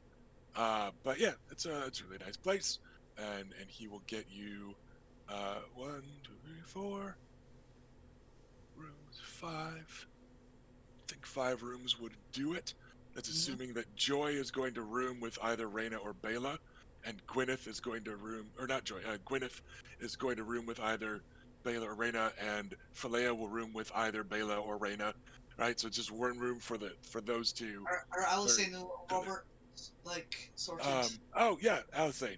He'd get her room too. So yeah, because she's hard not to take a liking towards. So he would put her up as well. Yeah. Anyways, he gets the appropriate number of rooms, and he says, "Let's get them for a week, but they may be leaving early." And he just gives a careless shrug because he's like, "Ah, whatever." The the difference between a few extra days here or there doesn't matter, and that's really so. Yeah, you're able to get a nice room, um, not terribly far from the tourney grounds, not terribly far from the shopping, not terribly far from anything, because docks are pretty important in any dockside town. So they're built around the docks. So a nice inn meant to be dock accessible is pretty town accessible or city accessible. And it's handily on a waterway if we need to fuck off quickly again. Um, so all right, you guys are all set. We will Yeah. kick off a Lannisport diversion is what it's called in my notes. Didn't want you guys just bouncing from wedding to wedding to wedding to wedding. Sure. So go ahead. Okay. Once once we've sorted, I didn't get a sense of whether like Lynn was coming with us to get the rooms, or if I have to go and tell him that we've got a room. He's inscrutable, cat-like, unreadable. I mean, I know, but that's not what I mean. But yeah. A mystery wrapped in an enigma tucked into leather pants. But It'll work out either way. He will not vanish. I promise. Sure. I mean, because Adam was going to make it clear that like not come and visit him during that week, he will consider it a personal insult. So with that, let's cut it for the night. We'll be back in a couple weeks. In my head, this Lannisport tourney should be like a session. We're not doing a full tourney bracket thing. You guys aren't, like we're not going to be role playing out the whole week. It's going to be, all right, what do you want to do at this tourney? Each of you kind of picking a couple things, and we're going to do just that. So it's probably 2 sessions, but we'll see. One session probably means 2. Yeah. Let's be realistic. So we will be back with a tourney in Lannisport, grievously abbreviated tourney compared to the 36 weeks I think the first one took us. Wasn't it like episode 18? Yeah, it was like Or 19. Yeah. So certainly quite a bit shorter than that. So we will see everybody back here in a couple weeks for our Lannisport tourney, and I'll be back here Monday, Wednesday, Friday playing some PC games. I think I am going to try and get back to Hades tomorrow. The headache was not helping last week with that game, with as many things are on screen and the lights and all that. And it was just like, if I play it for too long, I get really queasy. Yeah, but I am feeling largely bounced back from my my second COVID shot. It was mostly just middle of the week. I was really dragging ass. But yeah, so I'll be back with probably some more Hades later this week. And I will see everybody then, I hope. Anything else from anybody else? I don't have anything. Looking forward to fighting the mountain. Kick his ass. All right, then. We'll see everybody in a couple weeks. Bye, y'all. Thanks for hanging out today. Bye. Bye. Bye.